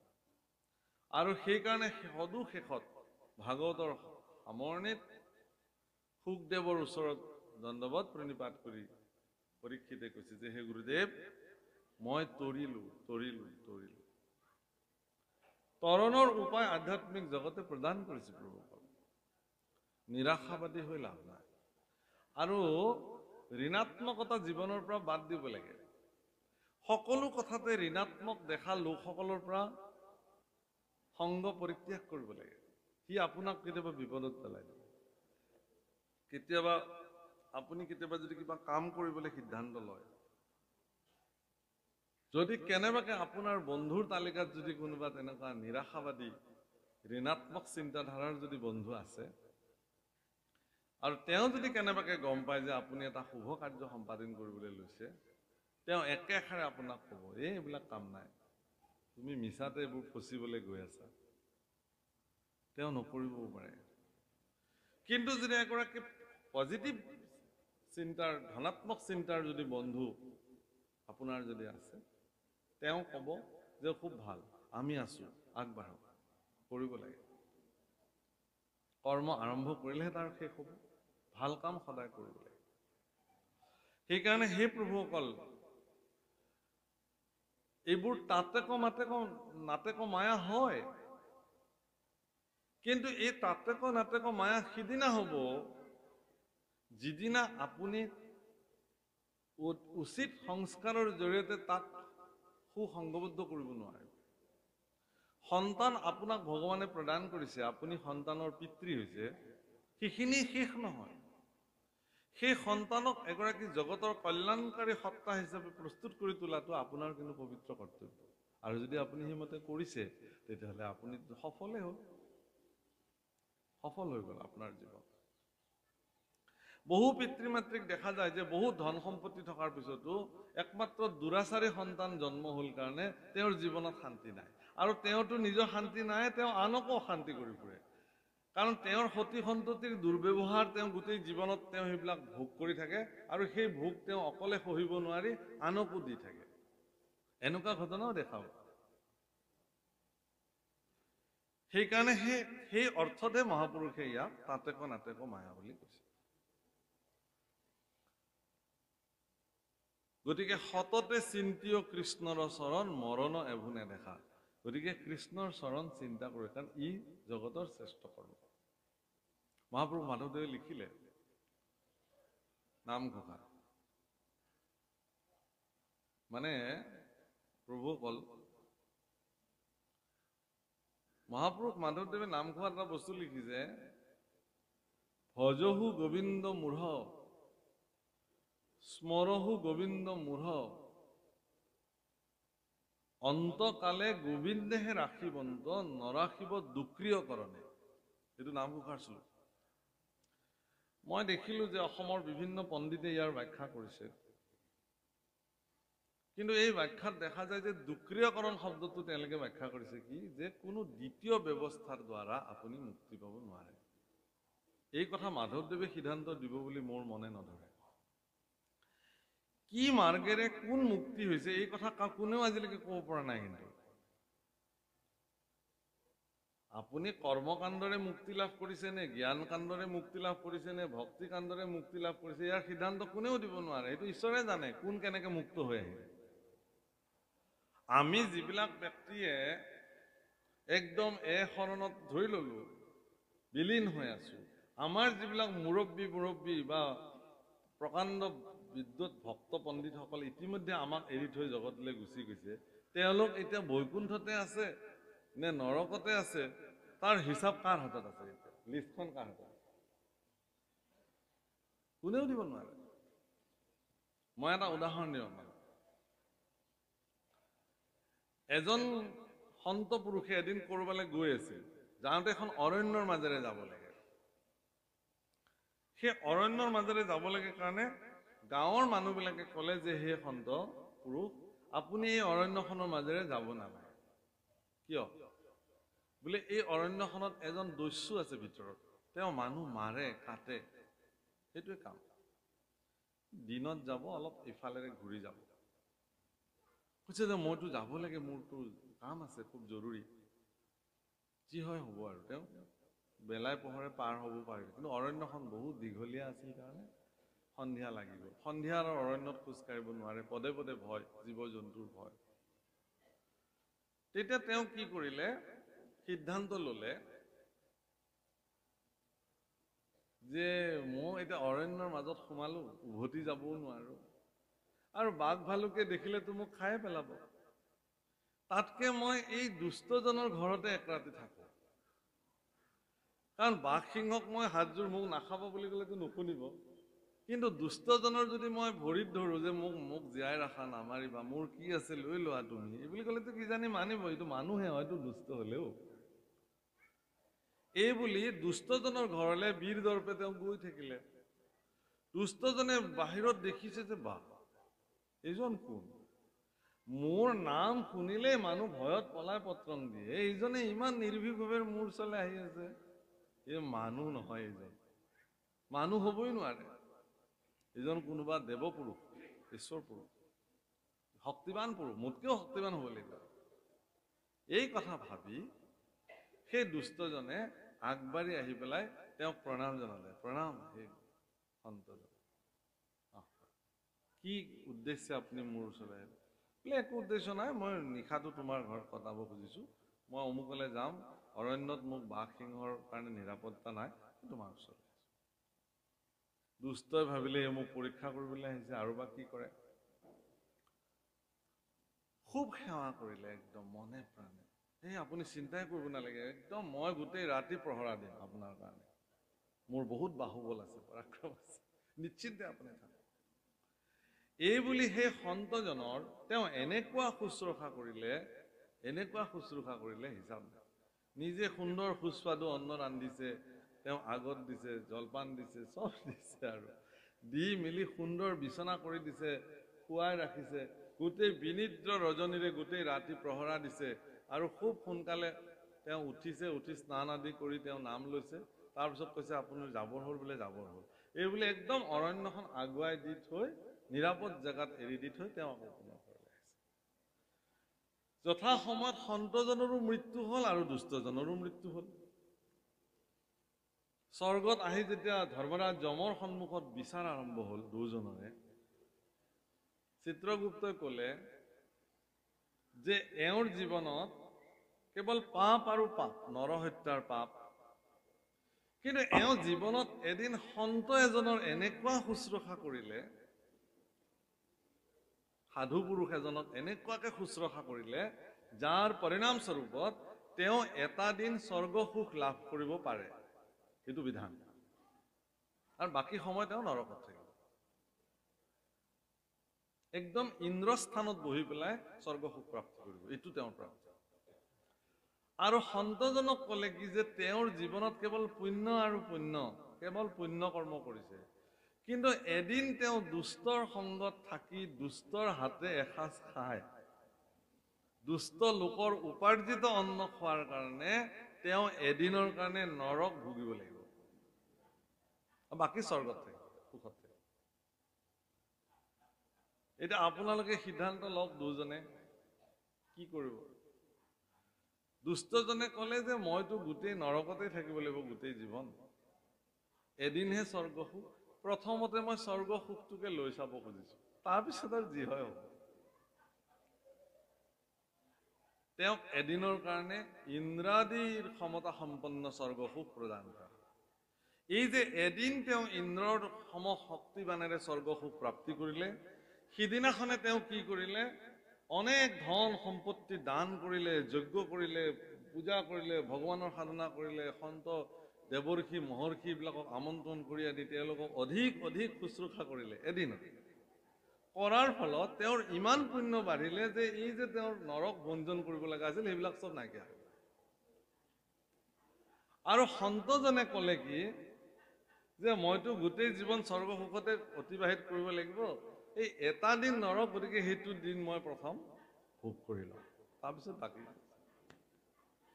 আৰু তেওঁক প্ৰথম এটা মানে যুগ হিচাপে তেওঁক জন্ম দিলে, যুগ, তেজ পিয়া যুগ। আৰু যুগ হিচাপে আহিয়ে পৃথিৱীত তেওঁ প্ৰথম দিনাই তেওঁ ধুনীয়া মানে গাই এগৰাকীৰ অৰণ্যত ৰক্ত পান কৰিলে, সন্ত হৈও তেওঁৰ আত্মাই গৌ ৰক্ত পান কৰিলে, যাৰ কাৰণে তেওঁ ৰৌৰৱ নৰকত আৰু পতিত হ'বলগীয়া হয়। দিনক দিনে তেওঁৰ নৰকৰ সংখ্যা বাঢ়ি যাবলৈ ধৰিলে, যে তেওঁৰ স্বৰ্গ সুখ আৰু তেওঁৰ জীৱনত প্ৰাপ্তি নহয়। আটাইতকৈ ডাঙৰ কথা এই কথাটো কোৱাৰ প্ৰয়োজনীয়তা এইটোৱেই যে মানুহে মনুষ্য জীৱনত সৰ্বদা দুষ্টজনৰ সংগ পৰিত্যাগ কৰিব লাগে। প্ৰয়োজনত তেওঁ অৰণ্যত যদি সিংহৰ হাতত যদি তেওঁৰ মৃত্যু হ'লহেঁতেন, তেতিয়াহ'লে তেওঁৰ এইটো গতি নহ'লহেঁতেন, কিন্তু একমাত্ৰ তেওঁৰ জীৱনৰ মোহৰ প্ৰতি মোহাচ্ছন্ন হৈ দুষ্টজনৰ গৃহত কটাই পেলাই দুষ্টৰ হাতে অন্ন গ্ৰহণ কৰাৰ ফলশ্ৰুতি পৰিণাম এইটো প্ৰাপ্তি। সেইকাৰণে ভগৱান কৃষ্ণই আদৰ্শ দিছে যে সোণৰ সজ্জাত সম্পূৰ্ণ ব্যয়বহুল ব্যৱস্থাৰে কৰাৰ পিছতো তেওঁ দুৰ্যোধন দুঃশাসনৰ সুখ গ্ৰহণ নকৰি বিদুৰৰ দৰে দুখিত জীৱনতো তেওঁ এটা নিশা কটাই পিছদিনা তেওঁ দ্বাৰকালে ভ্ৰমণ বা অৰ্জুনৰ ওচৰলৈ গমন কৰিছে। দুষ্টজনৰ সংগ সৰ্বদা পৰিত্যাজ্য। প্ৰভুসকল মনত ৰাখিব, সন্তৰ সংগ, সাধু সংগ জগতত সাৰ, সাধু সংগ অনুসৰা শ্ৰৱণ কীৰ্তন কৰা, পৰিহৰা পাখণ্ড আচাৰ। এই যিটো কৈছে যে গোবিন্দ ভজহু গোবিন্দ মূঢ়, স্মৰহু গোবিন্দ মূঢ়, অন্তকালে গোবিন্দেহে ৰাখিবন্ত, নৰাখিব দুক্ৰিয়কৰণে। এই দুক্ৰিয়কৰণ শব্দটোৰ অৰ্থটো হ'ল কি যে ই এটা সংস্কৃত ব্যাকৰণৰ সূত্ৰ। এজন ব্ৰাহ্মণ পণ্ডিতে, তেওঁ উদাসীন ব্ৰাহ্মণ আছিলে, ত্যাগী ব্ৰাহ্মণ আছিলে, বিবাহ বাৰু কৰা নাছিলে, কিন্তু ৮০ বছৰৰ পিছত তেওঁৰ মনলৈ এটা ধাৰণা আহিল যে মই সংসাৰখন কৰাই ভাল। এই বুলি তেওঁ বিবাহ কৰিবলৈ মন মেলিলে ৮০ বছৰ বয়সৰ পিছত। সেই সময়ত এটা নিয়ম আছিল, এইটো শংকৰাচাৰ্যৰ দিনৰ ঘটনা। সেই সময়ত খুব কঠোৰ নিয়ম আছিল এইটোৱেই যে ব্ৰাহ্মণ পণ্ডিতসকলে যেতিয়া ব্ৰাহ্মণৰ কন্যা বিবাহ কৰাবৰ কাৰণে কইনা চাবলৈ ঘৰলৈ যায়, ছোৱালী চাবলৈ, তেতিয়াহ'লে ব্ৰাহ্মণৰ কন্যাবিলাকে ব্ৰাহ্মণ পুত্ৰবিলাকক ব্যাকৰণৰ সূত্ৰ সুধিছিল এখন কাপোৰৰ আঁৰৰ পৰা, আৰু সেই ব্যাকৰণৰ সূত্ৰসমূহ যথোচিতভাৱে যদি উত্তৰ দিব পাৰে তেতিয়াহে তেওঁৰ লগত তেওঁ বিবাহ হৈছিলে। সেইকাৰণে পাণিনি আদি সকলো ব্যাকৰণৰ সূত্ৰ তেওঁলোকৰ কণ্ঠস্থ আছে। গ্ৰামীণ পণ্ডিতসকল গুৰুকুলত এইবোৰ শিক্ষা তেওঁ গ্ৰহণ কৰিছে। কথাটো এইটোৱেই যে ব্ৰাহ্মণসকলে যিহেতু প্ৰবক্তাৰূপে জীৱন অতিবাহিত কৰিব লাগিব, যদি তেওঁ সূত্ৰই নাজানে, সংস্কৃতে নাজানে, দেৱভাষাই যদি তেওঁ নাজানে, শাস্ত্ৰৰে যদি জ্ঞান নাই, তেওঁ কেনেকৈ মোক ৰাখিব পত্নী হিচাপে? সেইকাৰণে তেওঁ পুনৰ সূত্ৰসমূহ মানে আওৰাব ধৰিলে। তাত দুক্ৰিয়কৰণ বুলি যিটো সূত্ৰ, সেইটো সূত্ৰত তেওঁ দুক্ৰিয়কৰণ শব্দটো তেওঁৰ মুখত নুফুটা হ'ল, কাৰণ তেওঁৰ দাঁত সৰি গৈছে ইতিমধ্যে, 80 বছৰ পাৰ হৈছে। সেইকাৰণে তেওঁ দুক্ৰিয়কৰণ এনেকে বাৰে বাৰে ৰতি থাকিল দুক্ৰিয়কৰণটো। হেন সময়তে শংকৰাচাৰ্য সেইফালে যায়। জগতগুৰু ভগৱান শংকৰাচাৰ্য যেতিয়া সেইফালে গুচি গ'ল, তেতিয়া তেওঁ সুধিলে যে এইজনৰ কি হৈছে ব্ৰাহ্মণৰ? বোলে এনেকুৱা এনেকুৱা কথা গুৰুদেৱ, বিবাহ পাতিব, সেইকাৰণে এইবিলাক মুখস্থ কৰি আছে। তেতিয়া শংকৰাচাৰ্য আহি তেওঁৰ আগত এটা শ্লোক মাতিছে, ভজহু গোবিন্দ মূঢ় স্মৰহু গোবিন্দ মূঢ় ভজহু গোবিন্দ মূঢ় মতে অন্তকালে গোবিন্দ। মানে তেওঁ কোৱাৰ প্ৰয়োজনীয়তা এইটো আছিল যে তোমাক অন্তকালে গোবিন্দহে ৰক্ষা কৰিব, তোমাক দুক্ৰিয়কৰণে ৰক্ষা নকৰে। তোমাৰ এতিয়া বয়স হৈছে, এতিয়া তুমি আৰু বিয়াৰ কথাটো বাদ দিয়া, সংসাৰৰ কথাটো বাদ দিয়া, ইমান দিনটো কটালাই এনেকে। এতিয়া তুমি আৰু দুক্ৰিয়কৰণৰ সূত্ৰ মুখস্থ কৰি লাভ নাই, তুমি ঈশ্বৰ সাধনাত লাগা, সেইটোহে তোমাক ৰক্ষা কৰিব। এই কথাটোকে মহাপুৰুষ মাধৱদেৱে নামঘোষালৈ লৈ আহিছিলে। গতিকে মাধৱদেৱৰ অধ্যয়ন কিমান বিশাল আৰু পৰিসৰযুক্ত আছে সেই বস্তুটো। এই দুক্ৰিয়কৰণে আপোনাক ৰাখিব নোৱাৰে, কোনো বিদ্যায়তনিক শিক্ষা সূত্ৰই আপোনাৰ জীৱনক ৰক্ষা কৰিব নোৱাৰে। বিদ্যায়তনিক আপোনাৰ জীৱনত প্ৰাপ্ত যি বিদ্যা শিক্ষাই আপোনাক এটা ভাল চাকৰি দিব, আপোনাক জীৱন জীৱিকা দিব পাৰে, কিন্তু আপোনাৰ জীৱনৰ যিটো পৰম সাধনাৰ প্ৰাপ্তি হৈ মনুষ্য জীৱনক সাৰ্থক কৰাৰ যিটো ব্যৱস্থা, সেইটো কিন্তু দিব নোৱাৰে।